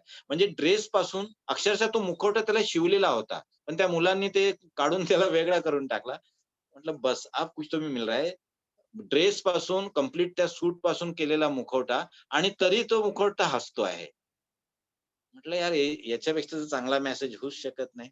मग त्या ह्याच्यामध्ये एक जे झाड आहे, म्हणजे निष्पर्ण झाड आहे आणि त्याला एक पालवी फक्त फुटलेली आहे आणि त्या पालवीच्या खाली मी अ, ते तिथे लटकवून दिला तो मुखवटा आणि माझ्या लाईटमॅनला सांगितलं, की "पहिले जो एंड यहाँ होने वाला था, अब एंड यहाँ मत करो. अब जब भी एंड करना है, तो ये मुखवटे पे करो." त्यांनी पूर्ण अंधार केला आणि मग हळूच फोकस त्या मुखवट्यावर टाकला. तो पूर्ण निष्पर्ण असलेल्या त्या झाडावर ते एक पान, पूर्ण निष्पर्ण झाड आणि तो मुखवटा. आणि तो ज्या इंटेन्सिटी मध्ये त्या माझा लाईटमॅन, त्याचं नाव धर्मप्रकाश मंटो आहे. आता बहुतेक तो पण या 2 महिन्यात डॉक्टरेट होऊन जाईल. JNU ला तो PhD करतोय लाईटवरच. त्यांनी अप्रतिम ते केलं. तो असं वाटायचं, की अंधाराच्या भिंतीवर तो मुखवटा चिपकलेला आहे आणि तो हसतोय. मला काय एक्स्पेक्टेड होतं, माझ्या डोक्यात काय होतं, मला काय सांगायचं होतं नाटकातून, ते अगदी त्या एक्सपेरिमेंटनी झालं. आणि बाकी जे कलाकार होते ते म्हणे, "सर ये तो आपने बताया नहीं हमको." मला आपको एक्टिंग करना था, आपने कर लिया. मेरे को जो एक्टिंग करना था, मेरे को जो डायरेक्शन करना था, वो मैंने कर लिया. आपके एक्टिंग में कोई भी दखल इससे नहीं आई. आणि अक्षरशः कितीतरी वेळ नंतर अहमदनगरला शो झाला, औरंगाबादला शो झाला. तर कितीतरी वेळ नुसता त्याच्यावर टाळ्या वाजत होत्या. याचा अर्थ हा होता, की मला जो मेसेज द्यायचा होता, मला जो संदेश द्यायचा होता, तो तिथपर्यंत पोहोचला. तुम्ही आता फोटोमध्ये बघाल, की ते झाड पण दिसतंय मागे. मुखवटा बहुतेक नाहीये त्याच्यामध्ये. तर अक्षरशः काळोखाच्या भिंतीवर लटकलेला मुखवटा आणि तो हसतोय. हे इंटरप्रिटेशन फार वेगळ्या-वेगळ्या अर्थाने लोकांनी पण केलं, समीक्षकांनी पण केलं आणि मला असं वाटलं, की माझ्या डोक्यात काय होतं इथे हे सक्सेस झालं. ओके. वाह सर. हे स्पॉन्टिनिटी इतकी आहे, की मी किती पण वेळ बोलू शकतो, पण मला स्वतःला रोखलं पाहिजे. ओके. तर या खरंच ही सगळी जी प्रयोगशीलता आहे तुमची, हे सगळं बघताना किंवा हे सगळं ऐकताना इतकी मजा वाटते. ते सगळं चित्र तुम्ही आमच्या डोळ्यासमोर उभं केलं, की एका नाटकातनं तुम्हाला जे काही दाखवायचं होतं ते तुमच्या विद्यार्थ्यांनी अभिनयातनं दाखवलं. पण खूप स्ट्रॉंग चांगला मेसेज तुम्ही त्या मुखवट्यातनं सुद्धा तेव्हा दिला होता. सर यानंतर मला एक खूपच महत्वाचा असा प्रश्न तुम्हाला विचारावासा वाटतो, की तुम्ही लेखन केलंय, दिग्दर्शन केलंय, तुम्ही अभिनय पण केलाय आणि तुम्ही विद्यार्थी पण घडवले. या सगळ्या भूमिकेमधली तुमची स्वतःची आवडती भूमिका कुठली आहे? माझी स्वतःची आवडती भूमिका जी आहे ती रंगकर्मीची आहे. मला आयुष्यभर रंगकर्मीच राहायचं आहे. आणि मग हे वेगळे-वेगळे शेड्स आहे, की कधी मी शिक्षक असो, कधी डायरेक्टर असतो, कधी नाटककार असतो, कधी समीक्षक असतो. कधी नाटकातल्या आणखी कुठली अनेकदा लोकं म्हणतात, की "सर थोडा लाइटिंग कर दो, थोडं म्युझिक कर दो." ते पण करतो मी. एखाद्याने आग्रह केला तर ॲक्टिंग पण करतो. पण टोटॅलिटीमध्ये एक रंगकर्मी असणे, म्हणजे जसं शिरीष सरांनी आधी सांगितलं, की नाटक हे असं आहे, की ज्याच्यामध्ये काही नाहीये. सगळ्या कलांचा समन्वय आहे. मग रंगकर्मी म्हणून मला सगळ्या कलांचा लाभ मिळतो, तर मी तो का घेऊ नये? आता हा रंगकर्मी हे अनेक दृष्टीने मी जसं म्हटलं, की मी जो हमाल भारवाई, तर अगदी रंगभूमीचा हमाल व्हायला, कामगार व्हायला बिलकुल मला आवडेल. आणि because I am not a born artist. मी जेवढी मेहनत करेल, जेवढं परिश्रम करेल, तेवढं मला काहीतरी मिळत जाईल. मला वरून मिळालेलं, वंश परंपरागत मिळालेलं, फॅमिलीतून मिळालं असं काही माझ्याकडे नाहीये. त्याच्यामुळे I have to work, continuous work. झोपण्याचे 7 तास वगळता जितका वेळ आहे तितका वेळ काम करणे. आणि माझ्या या सवयीमुळे अनेकदा माझ्या घरच्या लोकांना पण खूप त्रास होतो. अ, सांगायला काही हरकत नाही पुढचा प्रश्न नसेल तर. माझं लग्न पण नाटकातूनच झालं. अच्छा. अ, युद्ध अमर रामटेकेचं युद्धयात्रा नावाचं नाटक होतं आणि त्यावेळेस निशा शेंडे एम-ए मराठी त्यांचं सुरू होतं. एम-फिल सुरू होतं नागपूर विद्यापीठामध्ये आणि त्या पण त्या नाटकात त्यांचा पण रोल होता. पण सोबतचे रोल आमचे कुठलेच नव्हते. त्यांचे रोल वेगळे, माझं. पण याच नाटकामध्ये आणि कारण त्या कार्यकर्ता पण होत्या. त्या तेव्हा ए-आय-एस-एफच्या नागपूरच्या अध्यक्ष होत्या आणि त्या पण सामाजिक कार्यकर्त्या होत्या. पण नाटकामध्येच आमचं अफेअर झालं आणि मग त्याच्यानंतर लग्न झालं. अ, तर त्याच्यामुळे ते एक कडवे समीक्षक ज्याला म्हणतो अशा प्रकारचं ते माझ्या घरात आहे. मी जर काही आणखी एक्स्ट्रा एडव्हांटेज घेण्याचा प्रयत्न केला तर फटकार पण मिळते. माझी मुलं पण अगदी मुलीचं नाव सिल्व्हिया आहे आणि मुलाचं नाव साहिल आहे. तर क्या बात है. त्यांचे पण फटकारे मिळतात. अनेकदा ते माझी रिहर्सल पाहायला आले, की काही वेळानंतर ते चालले जातात. कारण ते म्हणतात, की तुम्ही तिथे वेगळ्याच रूपात असतात. "ओ आप हमारे पप्पा लगते ही नहीं वहाँ, तुम तो कुछ तो भी अलग ही रहते हो." तर ते कारण तो जे रिहर्सल मधला जो अवतार आहे, तो वेगळा असतो. एक किस्सा सांगायला हरकत आहे. मी अंधेरे में करत होतो आणि अक्षय सुभाष नावाचा आमचा विद्यार्थी होता. त्याचं मी मेडिटेशन घेत होतो. कारण कंप्लीट नाटकामध्ये तो एकच आर्टिस्ट आहे 2.5 तास. तर तो मेडिटेशन करतोय, मी पण आपलं मेडिटेशन करतोय. पण मी डोळे उघडे ठेवून मेडिटेशन करतोय. माझा मुलगा मुलगी आले, ते खूप वेळ बसले. पण पप्पा बोलत पण नाही, पाहत पण नाही. काय झालं घरी जाऊन सांगत गेले, की पप्पाला काहीतरी झालं. ते अर्धा तास फक्त पाहत होते आणि असेच बसले होते. तर मग मी घरी आल्यावर त्यांना विचारायचं, की पप्पाला झालं काय होतं? तो विद्यार्थी पण तसाच बसला होता अर्धा तास. आता तेव्हा ते बोलता येत नव्हतं, की आम्ही त्या क्रिएटिव्ह प्रोसेसमध्ये इंटरनल इंटरॅक्शनच्या प्रोसेसमध्ये, कारण हे एक्सपेरिमेंट आम्ही करत असतो. आर्टिस्टचं जे इंटरॅक्शन आहे ते नॉट ओन्ली द फिजिकल, ते या पद्धतीने ते हे छोटे-मोठे खूप प्रयोग आम्ही थिएटरमध्ये करत असतो. तर अशा पद्धतीने ते माझे घरातच तीनही क्रिटिक्स आहेत आणि तर अशा पद्धतीने म्हणजे सगळं एक टोटल पॅकेज आहे माझ्याकडे. लेखक, खरं तर आता दिग्दर्शक, हा जो किस्सा कलावंत. खरं तर हा जो किस्सा सांगितला तो तुमच्या मुलांसाठी वेगळा होताच, पण आमच्यासारख्या सामान्य माणसांसाठी सुद्धा की नुसतं बसून राहून कुठेतरी पाहत राहणं हा सुद्धा एक अभिनय असू शकतो किंवा हा सुद्धा एक रंगमंचाचा रंगभूमीचा एक प्रयोग असू शकतो. तर हे ऐकायला खरं आम्हाला पण म्हणजे अगदी गमतीदार वाटतंय. रश्मी ते आले, ते बसले मला माहीतच नाही. मी मेडिटेशनच्या त्या ह्याच्यामध्ये आणि कंप्लीट नाटकाचा जो जे नाटक जिथे घडणार आहे किंवा नाटक जिथे होणार आहे किंवा अशी एक कल्पित जागा, जी आज फक्त आम्ही इमॅजिन करतोय. ॲक्चुअली अजून डिझाइन झालेलं नाहीये सेटचं.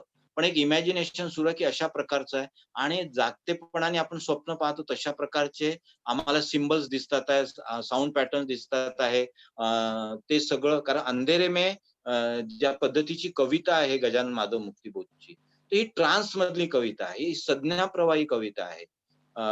आणि तो संज्ञा प्रवाह जर अनुभवायचा असेल, तर तुम्हाला पण त्या ट्रान्समध्ये जाणं आणि होतं हे. हे अनेकदा आपसूक होतं. तुम्हाला काही फार वेगळं करण्याची गरज नसते. तर अशा कुठल्या अवस्थेमध्ये मे बी असेल, मलाही माहीत नाही. पण नंतर रात्री आल्यानंतर माझी खरडपट्टी निघाली तशी, की तुम्ही कुठल्या अवस्थेत होते वगैरे. होतं असं हे. Far it's गमतीदार. Creative plan. आपण ज्याला क्रिएटिव्ह प्लेजर म्हणतो अशा प्रकारचं, ते ज्याला होतं ते पॅशन असं. म्हणतात. पॅशन आपण ज्याला म्हणतो म्हणजे शब्दशः आम्ही ते तुमच्या शब्दातनं अनुभवतो आहे. मी हां. याआधी पण तुमचे काही इंटरव्ह्यूज पाहिले किंवा तुमच्या तोंडून पण मी बरेचदा ऐकलंय. तुम्ही नेहमी म्हणता, की तुमचा हा जो सफर आहे तो धूप का सफर आहे आणि ही जी रंगभूमी आहे तुम्हाला कधी जर मृत्यू येणार असेल तर तो या रंगभूमीवरच यावा. अशी तुमची शेवटची हं. इच्छा आहे असं तुम्ही नेहमी म्हणता. तर हे आज तुमच्या या सगळ्या बोलण्यातनं अगदी अक्षरशः आम्ही अनुभवतो आहे असं वाटतंय. तर एक प्रश्न असा विचारावासा वाटतो, की 35 वर्षांपासून तुम्ही रंगभूमी अनुभवता आहात. तर काय बदल झालेत? म्हणजे आजची आधुनिक जी रंगभूमी आहे, त्यात जे झालेले बदल आहेत त्याच्याबद्दल खंत वाटते की मग कौतुक वाटतं? काय वाटतं तुम्हाला? सगळ्यात मोठा बदल तुम्हाला दिसेल 90 नंतर. 90 नंतर सगळा पर्स्पेक्टिव्ह चेंज झालेला आहे. म्हणजे ग्लोबलायझेशन जसं भारतामध्ये आलं, कंप्लीट सिनारिओ जो आहे सोशलायझेशनचा, सोसायटीचा तो सगळाच बदललेला आहे. आणि इथे आता माणूस माणूस न राहिला तर तो कमोडिटी झालाय किंवा एक ग्राहक झालेला आहे आणि मेंटॅलिटी पण त्याच पद्धतीने झाली आहे. त्याच्यामुळे आता जे विकलं जाईल ते बनवायचं. पण जसं आता आहे, की ही नाटकं चालतात, मग तीच करायची. मी अनेकदा बघतो गेल्या 20-25 वर्षातला जर तुम्ही आढावा घेतला, तर मराठी रंगभूमीवर अ, फार वेगळे प्रयोग फार कमी झालेले आहेत. म्हणजे मधल्या काळात असं होतं, की जुनीच नाटकं परत रिओपन होत होती किंवा अत्यंत म्हणजे ज्याला आपण लो क्लास कॉमेडी आपण म्हणू, म्हणजे मीनिंगलेस कॉमेडी अशा पद्धतीचे पण खूप आले. कारण काय होतं, की मार्केटमध्ये ते चालायचे. गंभीर प्रयत्न पण झाले नाही असे नाही, झालेत. पण टोटॅलिटीमध्ये ग्लोबलायझेशन ही खूप मोठा फरक याच्यावर पडलेला आहे. याच्यामुळे जी जी प्रायोगिक रंगभूमीची चळवळ होती, जी हौशी रंगभूमीची चळवळ होती, ती त्याच्यामुळे हे झाली आणि एकूणच रंगभूमीकडे जो बघण्याचा दृष्टिकोन होता, तो पण बदललेला आहे. पण कसं आहे, की जर रंगभूमी आपल्या संस्कृतीचा भाग असेल, तर तो सहजासहजी तो इतक्या लवकर वॉश आउट होऊ शकत नाही. पण त्याच्यामध्ये मग जे आहे ते विकृतीकरण त्याचं होत जातं. आणि अशा प्रकारच्या विकृती भरपूर मधल्या काळात आलेल्या आहेत. पण सायमल्टेनियसली गंभीर प्रयत्नही झालेले आहेत. मकरंद साठे असेल, अतुल पेठे असेल, गिरीश पत्के असेल, आता नवीन पिढीचा अक्षय शिंपी आहे मुंबईचा, तो असेल, इव्हन स्वागत थोरात असेल, ज्यांनी सर्व अंधांना घेऊन या मधल्या काळात सगळी नाटकं केली. अपूर्व मेघदूत पासून ते 1-0 बाजीराव पासून वगैरे वगैरे सगळं. अशी खूप खूप खूप मंडळी आहे जी प्रवाहाच्या विरोधात जाऊन वेगळ्या पद्धतीने काम करतात आहे आणि पूर्ण भारतात आहे, म्हणजे नुसतं इथेच आहे असं नाही आहे. तर हा चेंज तर झालेला आहे. आता दुसरी गोष्ट असं आहे, की चेंज होणारच, कारण काळ आहे. काळ कोणासाठी थांबत नाही. मुद्दा आपल्याला आहे, की तुम्हाला काळासोबत वाहून जायचं आहे, की तुम्हाला त्याच्या विरोधात, प्रवाहाविरोधात राहून काही महत्त्वाचं काम करायचं आहे. तर हा ज्याचा त्याचा प्रत्येकाचा निर्णय आहे. मी हे ठरवून घेतलं होतं, जेव्हा की माझी सगळी टीम जी जिगीषाची आहे, ती सगळी मुंबईला गेली. म्हणजे वर्षा उसगावकर असेल, चंदू कुलकर्णी असेल, प्रशांत दळवी असेल, प्रतीक्षा असेल, शुभांगी असेल, श्रीपाद पद्माकर असेल, मिलिंद सफई, हे सगळेच्या सगळे. पण मी ठरवून घेतलं होतं, की मला फिल्म इंडस्ट्रीमध्ये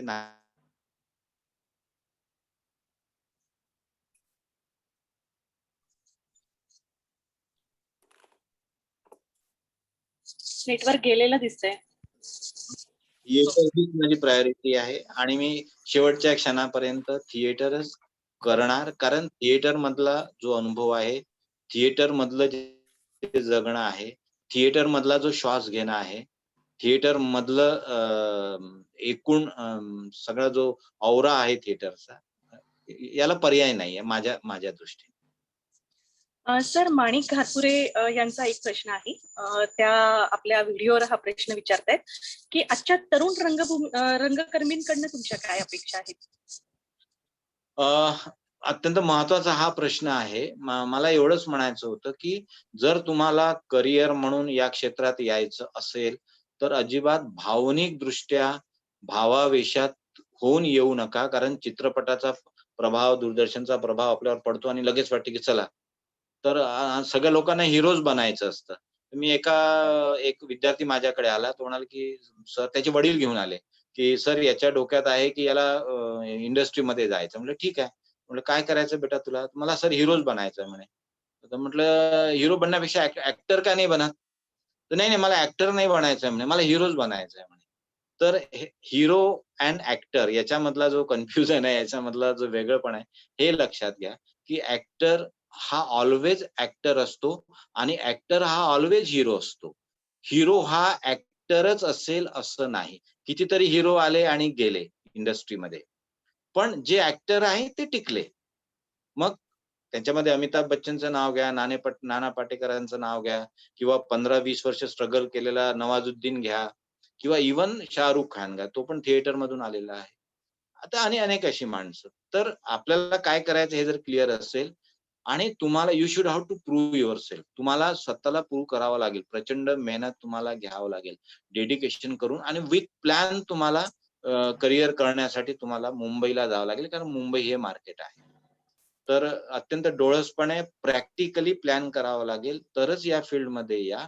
नाहीतर वेगळं करियर निवडून हौसेखातर किंवा कमिटमेंट खातर तुम्ही बाकी थिएटर करू शकता. आणि मी पण पत्रकारिता करून थिएटर करत होतो. मी 8 वर्ष रिलायन्सला प्रोजेक्ट कोऑर्डिनेटर होतो कॉर्पोरेटचा.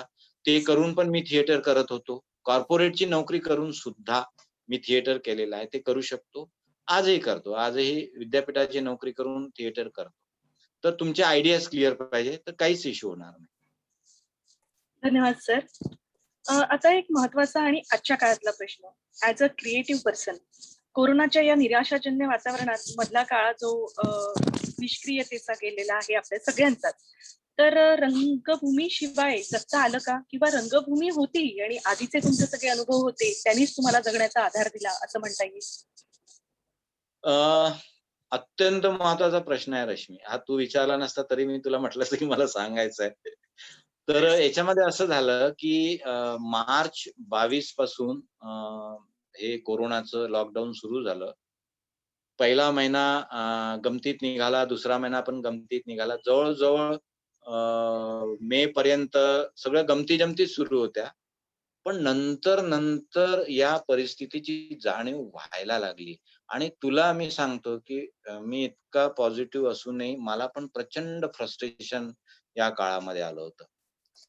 मे, जून, जुलै म्हणजे काय करावं? कारण बाहेर निघणं बंद, ॲक्टिव्हिटीज बंद. लिहून-लिहून किती लिहिणार, वाचून-वाचून किती लिहिणार, ऑनलाईन क्लासेस घेऊन-घेऊन किती लिहिणार. बरं त्या काळात असं झालं होतं, की बोलायचं म्हणजे काय बोलायचं? कारण कोरोनाशिवाय दुसरा विषयच नसायचा. प्रचंड पण मग एक दिवस मी ठरवलं, की मी जर रंगकर्मी असेल, मी जर थिएटरचा माणूस असेल, तर मग हे फ्रस्ट्रेशन मला कसं काय टच करू शकतं किंवा कसं काय बस एक दिवस मी ठरवलं, की मला I should have to prove मला प्रूव्ह करायचं आहे. मला यातून बाहेर पडायचं आहे. त्या दिवसापासून मी व्यवस्थित अगदी प्लॅन केलं. किती किलोमीटर चालायचं, किती फिरायचं, किती फोन करायचे, कोणाला फोन करायचं. अगदी कोरोनाशी पंगा घ्यायचा आहे बुवा. अब कोरोना से बदला ही लेना है. अगदी रिव्हेंज घ्यायचा आहे.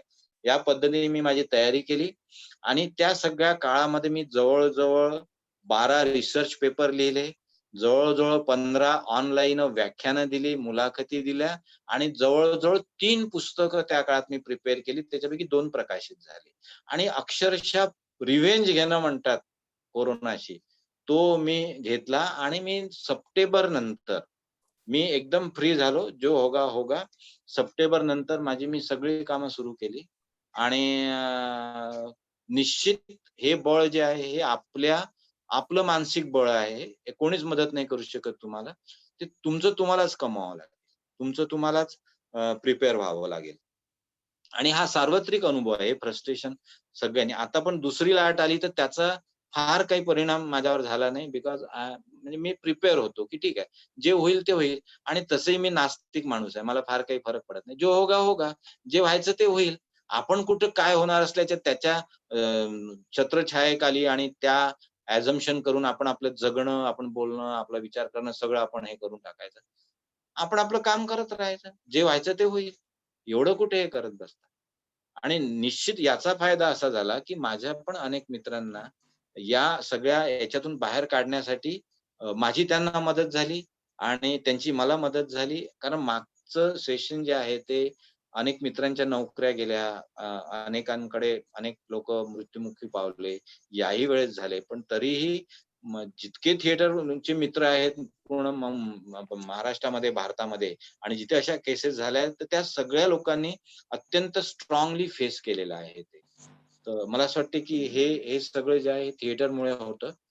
थिएटर तुम्हाला एनर्जी देतं, थिएटर तुम्हाला स्टॅमिना देतं, थिएटर तुम्हाला पॉवर पण देतं. आणि निश्चित या कोरोनाच्या याच्यावर आम्ही थिएटरचा मात विकास करू. थिएटरचा जर विकास बघितला आपण तर 100 वर्षापूर्वीची थिएटर आत्ताची थिएटर त्याच्यामध्ये काय फरक म्हणजे नाट्यगृह म्हणूया आपण त्याच्यामध्ये फारसा बदल नाही म्हणजे किती झाला असेल बदल तो म्हणजे प्रकाश योजना नेपथ्य या कशा कशामध्ये बदल झालाय आणि नेमका आपल्याला काय कुठपर्यंत जायचंय किती बदल आता होणं अपेक्षित होतं. Shirish sir, sky is the limit आहे. कारण हे एक्सपेरिमेंटचं क्षेत्र आहे. आणि जसं भरतनी पण म्हटलेलं आहे, की मी इथे सांगतो ह्या माझ्या मर्यादा आहेत. पण याच्यानंतरही सांगणारे लोकं येतील किंवा याच्यानंतरही जे काही इन्कॉर्पोरेट करायचंय ते करता येईल. हा विषयच अनलिमिटेड आहे. त्याच्यामुळे आणि निश्चित काल जे होतं ते आज राहणार नाही. आज जे आहे ते उद्या राहणार नाही. मी सगळ्या प्रकारची अत्याधुनिक साधनं पाहिलेली आहे. म्हणजे एकेकाळचे जे स्पॉट असेल किंवा डिमर असेल, फार मोठी-मोठी असायची. आता इतकी कॉम्पॅक्ट आलेली आहे, की म्हणजे घड्याळीच्या आकाराची बटणं आहे, त्यांनी तुम्ही लाईट ऑपरेट करू शकता. एकाच लाईटमध्ये 10 रंगाची लाईट्स तुम्ही वापरू शकता. खूप म्हणजे ट्रिमेंडस एक्सपेरिमेंट आणि ट्रिमेंडस चेंजेस झालेले आहे. खूप नवीन इक्विपमेंट्स आलेले आहे. खूप नवीन डिव्हाइसेस आलेले आहेत. आणि हे होणार.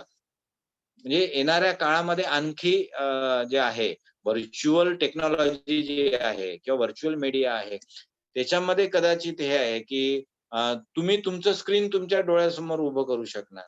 तर या सगळ्यांचा फायदा थिएटरला निश्चित होतो. पण एकच आहे, की थिएटर मधला जो लाईव्हनेस आहे, त्याला कुठलाच पर्याय नाही. म्हणजे आजही मधल्या काळात आमच्या मित्रांनी पण चर्चा केली, की आपण नाटक करायचो, ते शूट करून मग ते दाखवायचं. पण शेवटी हेच निघालं, की शूट करून दाखवण्यात काही मतलब नाही. त्याचा जो जिवंतपणा आहे, त्याचा जो लाईव्हनेस आहे, त्याला पर्याय नाही. आणि जोपर्यंत तो लाईव्हनेस आहे, तोपर्यंतच थिएटर आहे.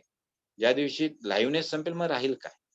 त्याच्यामुळे बिलकुल प्रेक्षक थिएटर पर्यंत गेली पाहिजे किंवा अभिनेते, नट, नाट्य कंपन्या प्रेक्षकांपर्यंत गेल्या पाहिजे. रंगमंचच असला पाहिजे गरज नाही. एखाद्या पथनाट्यच करायचं असेल तर तुम्ही चौकात पण जाऊ शकता, एखाद्या झाडाखाली पण करू शकता. अल्टरनेटिव्ह स्पेसचा जो आपण विचार करतोय अलीकडे नवीन आता ज्या थिअरीज येतात आहे. प्रोबीर गुहा जे आहे कलकत्त्याचे त्यांचं थिएटर अल्टरनेटिव्ह थिएटर. तर बिलकुल याला पर्याय म्हणून पण तुम्हाला ओपन टेरेस, ओपन थिएटर, चौक, रस्ता जिथे अवेलेबल जागा तिथे पण थिएटर होऊ शकतो. बादल सरकारांनी पण जे थर्ड थिएटर सांगितलंय की तिसरा रंगमंच आहे. त्यांनी हेच सांगितलं, की आणि पुअर थिएटर जे आपण म्हणतो जॉर्जी ग्रोटोवस्कीचं, ते पण हेच आहे. त्याच्यामुळे आणि इतके एक्सपेरिमेंट झालेले आहे, इतक्या थिअरी झालेल्या आहे, तरी थिएटर जे आहे त्याला थिएटर बेसिक जे आहे ऑडियन्स ओरिएंटेड किंवा लाईव्हनेस ओरिएंटेड त्याच्यात बदल नाही झालेला आहे. तो कायम आहे. हां सर. धन्यवाद सर. सर आपण एक रॅपिड फायर राऊंड घेणार आहे. त्या अगोदर तुम्हाला असं काही वाटतंय की काहीतरी सांगायचं राहून गेलंय किंवा सांगायचंय तर तुम्ही ते सांगा. त्यानंतर आपण एक रॅपिड फायर राऊंड घेऊया. नाही एक महत्वाचं म्हणजे एक आहे की जसं मी आधी सांगितलं किंवा मला कुठलाही घरी वारसा नाही किंवा या पद्धतीचं कुठलंही हे नाही. माझे वडील खरं तर जेल शिपाई होते, म्हणजे जेल कॉन्स्टेबल होते. पण त्यांनी ज्या पद्धतीने प्रोत्साहन दिलं, ज्या पद्धतीने म्हणजे मी तुम्हाला जो राणीताईवाला जे शिबिराचा फोटो मागा दिसला होता ना, तर तुम्ही बिलीव्ह नाही करणार की आम्ही कमवणारे नव्हतो, विद्यार्थीच होतो. जरी माझी दाढी वगैरे वाढली, मी कार्यकर्ता वगैरे अशा पद्धतीने होतो. पण तेव्हा मी मला वाटतं मे बी एम.कॉम फर्स्ट इयरला वगैरे असेल किंवा बी.कॉम फायनलला असेल. त्या शिबिराचा खर्च फार तुटक्या पगारामध्ये सुद्धा माझ्या वडिलांनी माझा तो खर्च लावला होता. जे काय असेल. त्यातले जे शिकवणारे 4-5 लोकं होते ते माझ्या घरी थांबायचे, त्यांच्या जेवणाची वगैरे सगळं. तर फॅमिलीचा पण हा इतका मोठा सपोर्ट जो आहे तो अत्यंत महत्वाचा आहे. आई माझी नेहमी अगदी म्हणजे पुस्तक प्रकाशित झालं, कुठे पेपरला नाव आलं किंवा टीव्हीमध्ये दिसलं की लगेच तर आईचं पण मोठं कॉन्ट्रिब्युशन आहे. म्हणजे टोटल फॅमिलीचं. आणि निशानी म्हणजे खरं म्हणजे ही एक प्रकारची थिएटर करणे ही खरं तर एक प्रकारची लक्झरी आहे. ती सगळ्यांनाच भेटते असं नाही आहे. पण थिएटरसाठी मला सोडून दिलं तिने. ती लक्झरी मला घेऊ दिली. समजा ते जर नसतं, तर मग एकाच वेळेस घर, एक ट्रॅडिशनल टिपिकल नवरा आणि मग त्यातलं हे सगळं ते मला वाटतं फार कठीण झालं असतं. पण अत्यंत ग्रामीण गावठी भाषेत सांगायचं झालं, तर जा बाबा तुला जे करायचं तू कर. अशा प्रकारे ते आता तो पण एक मोठा सपोर्ट आहे. आणि मी अनेक मधले बरीच काळ मी बेकार पण होतो. म्हणजे अनएम्प्लॉईड होतो. त्या काळामध्ये पण निशानी या सगळ्या आर्थिक आणि या सगळ्या दृष्टीने मोठी मदत केली. तर मला असं वाटतं की हे जे ऋण आहे, तर बिलकुल त्याच्याबद्दल बोललंच पाहिजे, सांगितलं पण पाहिजे. Thank you. मेड माझं फॉर इच अदर ज्याला म्हणतात ते तुमच्या बोलण्यातनं आता कळलंय. तर तुमच्या या सगळ्या कार्यामध्ये त्यांचाही वाटा आहे. तर आज आम्ही इथनं त्यांनाही अभिवादन करतो. फ्रेंडली रिलेशनशिप जास्त आहे. त्याच्यामुळे भांडायला मोकळं किंवा बाकी असं उपद्व्याप करायला मोकळे. तर फ्रेंडली रिलेशनशिप आहे त्याच्यामुळे जास्त पटतं. ओके. बरोबरच ही भूमिका राहून गेली माझं हे करणं राहून गेलंय. हे सगळं केलं पण हे करायचंय मला आणि त्याला वेळ मला आजपर्यंत मिळाला नाहीये. असं का? मी फार ऑप्टिमिस्टिक नाही आहे किंवा फार असं नाही आहे. खूप अपेक्षा करणे, खूप काही ठरवणे, खूप काही पण तरी मला असं वाटते की कारण आता शॉर्ट फिल्म पण मी भरपूर केलेले आहे, डॉक्युड्रामाज भरपूर केले आहे. एखादा चित्रपट जर बनवता आला, जो मीच लिहिलेला असेल, मीच डायरेक्ट केलेला असेल आणि ज्याच्यामध्ये मला रोल पण करता येईल.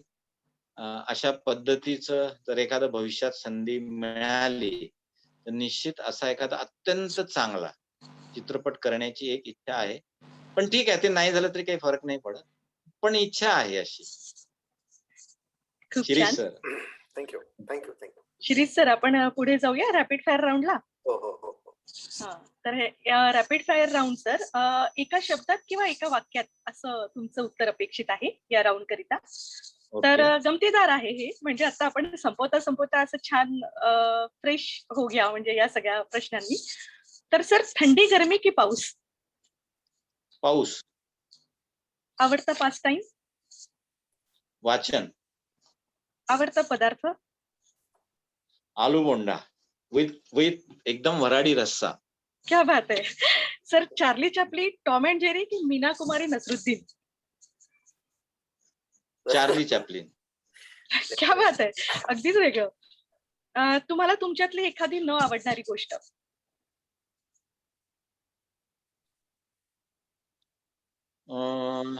मला राग खूप लवकर येतो पण मी दाखवत नाही. अरे वा. समजा सरांनी विचारलंच मगाशी, पण समजा सिनेमात काम करण्याची संधी मिळाली तर आजवर आवडलेली कोणती अशी भूमिका जे पात्र तुम्हाला स्वतःला करावंसं वाटेल? मला सामना मधलं निळूभाऊंनी केलेलं किंवा डॉक्टरांनी केलेलं कुठलाही रोल चालेल. क्या बात आहे, वा वा वा सर, खूपच छान. पुढल्या जन्मी कोण आणि काय व्हायला आवडेल? अजिबात नाही, माझा पुनर्जन्मावर विश्वास नाही. विश्वास नाही. जो कुछ करना है बस, जो कुछ करना है वो इधर ही करना है. इसी जन्म में खत्म कर देना है. खूप छान सर. पण ऑप्टिमिस्टिक झालोच समजा असं वाटलं पुढच्या जन्मात काय, तर पुढच्या जन्मी पण परत मला रंगकर्मीच होणं आवडेल. वा वा, खूप छान खूप छान सर. 3 शब्दात तुम्हाला स्वतःला डिस्क्राईब करायचे असेल तर ते 3 शब्द कुठले असतील? 3 शब्द बस, जिद्द, परिश्रम आणि स्वतःवरचा विश्वास. वा वा, मस्त सर. आयुष्यात परत जायला मिळाले तर 18व्या वर्षात जाऊन तुमच्यातली कोणती गोष्ट बदलून तुम्हाला परत यावं वाटेल? मी डायरेक्ट 18व्या वर्षीच आपलं सगळं एज्युकेशन, करिअर काय असेल ते थिएटर मध्ये करून तिथून माझी वाटचाल सुरू करेन. वा, मस्तच. तुमच्याबद्दल अशी कुठली गोष्ट असेल जी लोकांना आवडते असं तुम्हाला वाटतं? आता प्रत्येकाच्या इंटरेस्ट वरती आहे. आजकाल कोणाला काय आवडते हे त्यांच्या इंटरेस्ट वर डिपेंड आहे. त्याच्यामुळे मी बोलणं बरोबर नाही. पण तरी की एखादी तुमची जिद्द किंवा तुमचा अभिनय किंवा तुमचा स्वभाव, असं कुठली गोष्ट अशी असावी की जी लोकांना आवडते? नाही सांगता येणार. म्हणजे माझं काय लोकांना हे कठीण आहे, कारण नाही मला सांगता येणार. बरं, त्याचं उत्तर मी देते की तुमचं एकंदरीतच व्यक्तिमत्व लोकांना आवडत असावं. तर सर, एखादं असं स्वप्न जे अजून पूर्ण व्हायचे बाकी आहे? एक चित्रपट डायरेक्ट करायचा आहे. ओके. आणि तुमच्याबद्दल अशी कुठली गोष्ट असेल? That is for also experiment. Me theatre करतोय, थिएटर मधला माझा एक्सपिरियन्स आणि एक्सपेरिमेंट आहे. त्याच्यानंतर असं काय नेमकं चित्रपटाच्या माध्यमामध्ये आहे ते, त्याचा पण अनुभव मला एकदा घ्यायचा आहे. Cinema in the sense big screen वाला. शॉर्ट फिल्म मी केलेला आहे, डॉक्युड्रामास केलेला आहे वगैरे, हे ठीक आहे. याच्यामध्ये हा काय तो एक्सपेरिमेंट माझा आहे. पण एक चित्रपट म्हणून आता अलीकडे किशोर कदमचा दिठी चित्रपट येऊन गेला, तर एक प्रोसेस म्हणून त्या चित्रपटाकडे बघता येतं. दुसरं एक सांगायचं राहिलं, माझा अतिशय क्लोज मित्र आहे गजेंद्र अहिरे, आणि मी म्हणजे त्याच्या चित्रपटांचा अभ्यासक पण आहे. त्याच्या वयापेक्षा जास्त चित्रपट त्यांनी केलेली. आता त्याचा गोदाकाठ पण येतो आहे लगेच. तर तो एक्सपेरिमेंट मला तो घ्यायचा आहे या पद्धतीने, आणि त्याला मी अनेकदा म्हणतो. आमेन. आमच्या सगळ्यांच्या शुभेच्छा आहे आणि ते फार लवकरच आम्हाला पाहायला मिळेल असं वाटतंय. तर एक पुढला प्रश्न, की कुठलीही एक गोष्ट तुम्हाला बदलवायचे अधिकार दिले तर तुम्हाला काय बदलवावं असं वाटेल? एकंदरीतच म्हणजे संपूर्ण आयुष्यामध्ये एक अशी गोष्ट काहीतरी तुम्हाला बदलवायची आहे तर तुम्ही काय बदलवाल? मी एकच, म्हणजे जर ठीक आहे, हा कल्पनाजन्य प्रश्न आहे, पण एकच की या जगामध्ये, देशामध्ये कुठेही कुठलाही माणूस उपाशी मरू नये. तो औषधी विना राहू नये. त्याला शुद्ध पिण्याचं पाणी मिळावं, घरावर छप्पर असलं पाहिजे, म्हणजे अन्न, वस्त्र, निवारा, आणि त्याला शुद्ध हवा मिळाली पाहिजे. इतकं जरी मला करता आलं तरी मला असं वाटते की खूप मी करू शकलो असं मला वाटतं. तर अगदी शेवटचा प्रश्न मगाशी हा आपल्या बोलण्याच्या संदर्भात आला होता. तुमच्या मते यश म्हणजे काय? तुमचा आनंद म्हणजेच तुमचं यश. यश हे पदव्या, मेडल, नेम, फेम, पैसा या सगळ्यांनी नाही मोजला जाऊ शकत. जर एक चांगला चित्रपट मी पाहिला आणि मला खूप आनंद झाला, मी एन्जॉय केलं, तर माझ्या दृष्टीनं पण एक चांगला चित्रपट बघणं सुद्धा हे यशाचं एखादं गमक प्रतीक असू शकतं. आणि दुसरं एकच आहे यश. आता हे यश या कुठल्या अर्थाने आपण त्याचा विचार करायचा हा प्रत्येकाचा मुद्दा आहे. तुमचं आत्मिक उन्नयन होणं, आत्मिक इनरिच होणं हे सुद्धा मला असं वाटतं की मोठं यश होऊ शकतं. काल मी ज्ञानाच्या, इन्फॉर्मेशनच्या जगाच्या किंवा या सगळ्या या स्टेटसमध्ये होतो. 10 पॉइंटवर होतो. आज मी 20 पॉइंटवर आहे. उद्या मी 30 वर असेल. तर हे पण एक प्रकारचं यश आहे. पण काल मी 10 लाख कमवले, आज मी 50 लाख कमावले म्हणजे मी यशस्वी झालो. काल मला 500 लोकं ओळखत होते, आज 5,000 ओळखतात म्हणून मी यशस्वी झालो. काल मी असिस्टंट प्रोफेसर होतो, आज मी प्रोफेसर झालो म्हणून मी यशस्वी झालो. या अत्यंत फालतू गोष्टी आहेत. अगदी खरंय. खरंय तुमचं सर. सॅटिस्फॅक्शन, तुमचा क्रिएटिव्ह प्लेझर आणि इतरांना तुम्ही किती कामी येऊ शकता. इतरांना तुम्ही कशी मदत करू शकता. एक माणूस म्हणून माणसाशी तुम्ही कसं वागता. हे मला वाटतं हे हे आहे. म्हणजे यश काही असेल समजा काउंटच करायचं असेल तर मग ते या दृष्टीने केलं जाऊ शकतं. खूप छान सर. अगदी प्रत्येकाला पटेल अशीच परिभाषा तुम्ही यशाची आता इथे सांगितलेली आहे. तर मला वाटतं शिरीषजी तुम्हाला काही विचारायचं आहे, की आपण मुलाखतीचा हा जो सिलसिला चालू आहे तो थांबवूया? आपण त्यांची कबीर या विषयावर पुन्हा एकदा मुलाखत अरेंज करू हां. आणि असेल हे त्यांच्याकडून ऐकत राहू. कबीर मला ऍक्च्युली म्हणजे आठवत नाही कबीरचा प्रभाव, पण मी जेव्हा गाडगेबाबांचा अभ्यास करत होतो, तर अनेकदा आपल्याकडे असं हे आहे की लिहिता किंवा असं लोक मग त्याला चमत्काराचं लेबल लावून देतात. तर गाडगेबाबांच्या ह्याच्यामध्ये तो एक दृष्टांत आहे की एक कोणतरी साधू आला आणि त्याने म्हटलं की डिबोदास तू क्या कर रहा है यार, तू घर छोड़ के चले जा, तेरे को भगवान उधर मिल जाएंगे वगैरे वगैरे. तर ते मी खूप शोधलं की असे कुठले दुवे असे मिळतं का. पण नंतर मी जेव्हा संशोधन केलं, रिसर्च केलं, तेव्हा माझ्या लक्षात आलं की त्या काळी कबीरपंथी साधू जे आहे ते विदर्भात इकडे खूप यायचे, गावोगावी फिरायचे आणि कबीर वाणी, कबीर गायन करून ते मागायचे. तर गाडगेबाबांच्या आयुष्यामध्ये सुद्धा असे जे कबीरपंथी साधू आहेत त्यांची भेट झालेली. गाडगेबाबा पण त्यांच्याशी भेटलेले आणि तिथून जे कबीराचं तत्वज्ञान आहे किंवा कबीराचं ते सगळं गाडगेबाबांच्या मनात, डोक्यात भिनलं आणि तिथून जी एक भूमिका गाडगेबाबांची तयार झालेली आहे. तर कबीरांचा अत्यंत मोठा प्रभाव आहे. तुकारामांचा अत्यंत मोठा प्रभाव. माझ्या नाटकामध्ये मी ते दाखवलं, की जेव्हा ते घर सोडतात, तर त्याच्या आधी अत्यंत विचलित झालेले असतात, की काय करू? त्यांचं जे समाजातलं दुःख, दैन्य आहे त्यांना पाहवत नाही. मग कबीर आणि तुकाराम दोघंही येऊन त्यांना समजवतात. मे बी तो फोटो मी पाठवला होता तो होता की नाही माहित नाही मला. पण तो पण 3 झोन मधला फोटो आहे, की मधल्या अवस्थेमध्ये गाडगेबाबा अत्यंत कन्फ्यूज अवस्थेत आहे. उजव्या हाताला कबीर आहे आणि डाव्या हाताला तुकाराम आहे. आणि त्यांचा संवाद सुरू आहे. तर या पद्धतीने गाडगेबाबांवर ते झालं. तर डेफिनेटली सगळं म्हणजे कबीरांचं एकूण तत्वज्ञान जे आहे ते अत्यंत माणसाला विचार करायला लावणारं तत्वज्ञान आहे. आणि आहे ना म्हणजे माटी कहे कुंभार से तू क्या रोंदे मोये, अरे एक दिन ऐसा आएगा जो मैं रोंदूंगी तोय. सगळं सगळं सगळं फिलॉसॉफी वगैरे आलंच सगळं याच्यामध्ये. याच्यापेक्षा आणखी काय? ज्या दिवशी माणसाला हे समजेल, त्या दिवशी पुढे काय बोलायची गरजच राहणार नाही. आणि ज्या पद्धतीने आबिदा परवीननी कबीर गायला आहे, ज्या पद्धतीने कविता सेठनी कबीर गायलेला आहे, ज्या पद्धतीने जगजीत सिंगांनी गायलेलं आहे. म्हणजे ते ऐकून तर तुम्ही ऐका म्हणजे ज्यांना कोणाला समजा असेल तर यांच्या तोंडून पण कबीर ऐका. खूप छान त्यांनी गायलेलं आहे. आणि मला जेव्हा असं रिलॅक्सेशन पाहिजे असेल किंवा थोडंफार मूड ऑफ असेल वगैरे, तर मी कबीर, आबिदा परवीन, कविता सेठ यांची जी आहे कबीरवाणी ती मी ऐकतो. खूपच छान. वा. सर त्याच्यानंतर एक ते जे एक होतं, भला हुआ तेरी मटकी फुटी रे, मैं तो पनिया भरन से छुटी रे, हे मी नेहमी सांगतो. ते मी याच्यासाठी सांगतो, फार की सुंदर. जो भ्रमाचा जो भोपळा आहे तो कोरोनाने तसा फोडून टाकलेला आहे.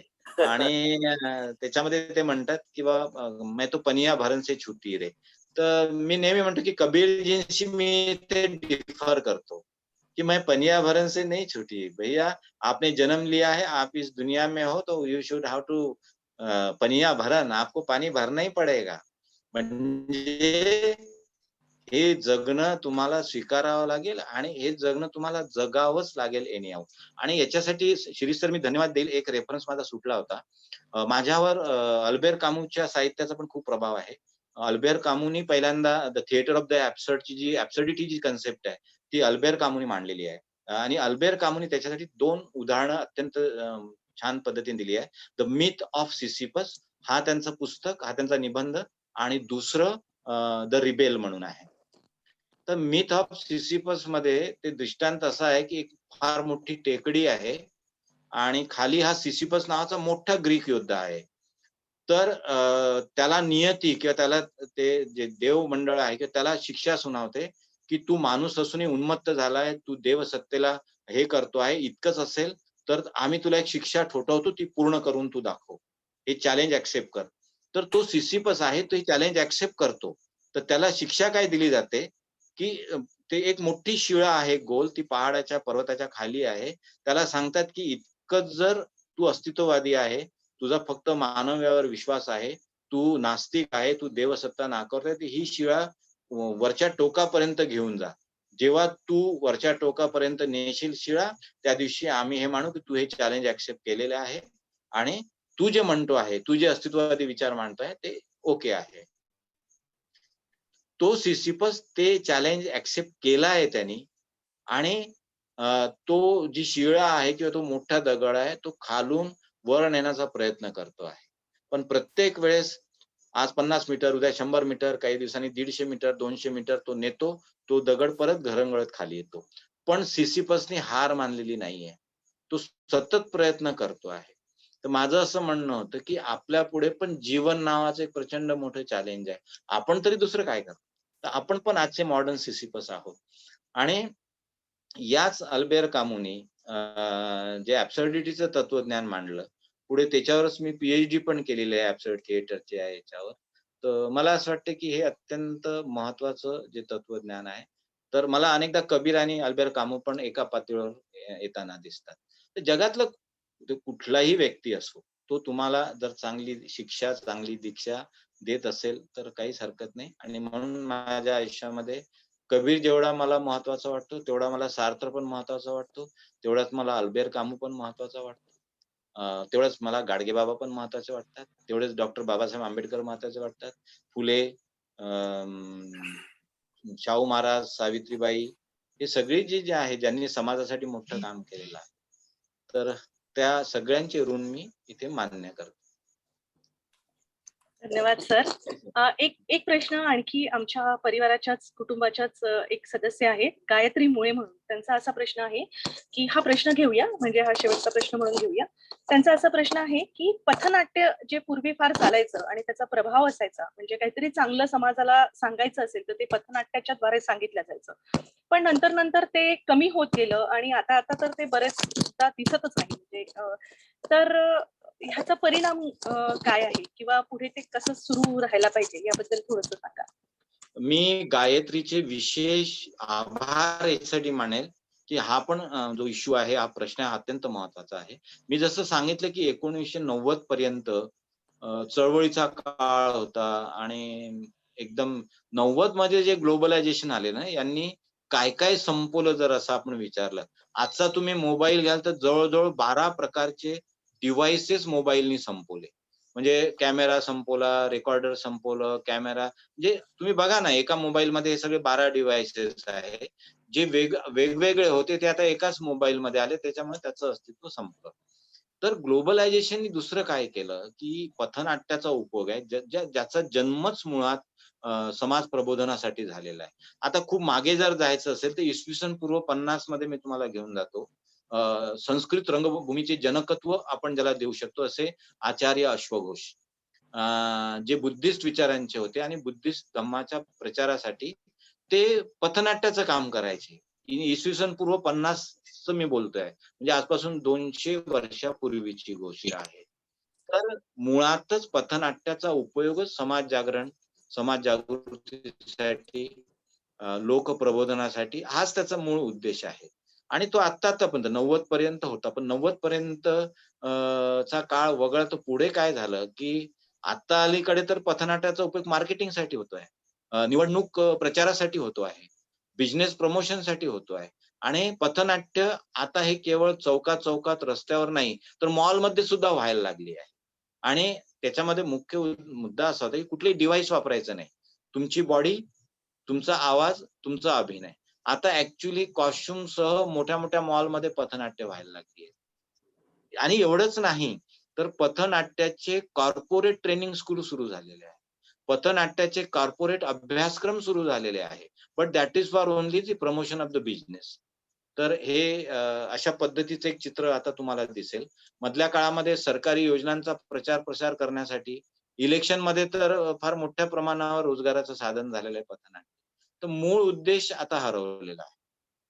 पथनाट्याचा जो मूळ उद्देश आहे तो आता हरवलेला आहे. आणि आता ते फक्त एक डिव्हाइस झालेला आहे बिझनेस प्रमोशनसाठी, पॉलिटिकल कॅम्पेनिंगसाठी, बिझनेस वाढवण्याच्या दृष्टीने वगैरे या सगळ्या गोष्टी.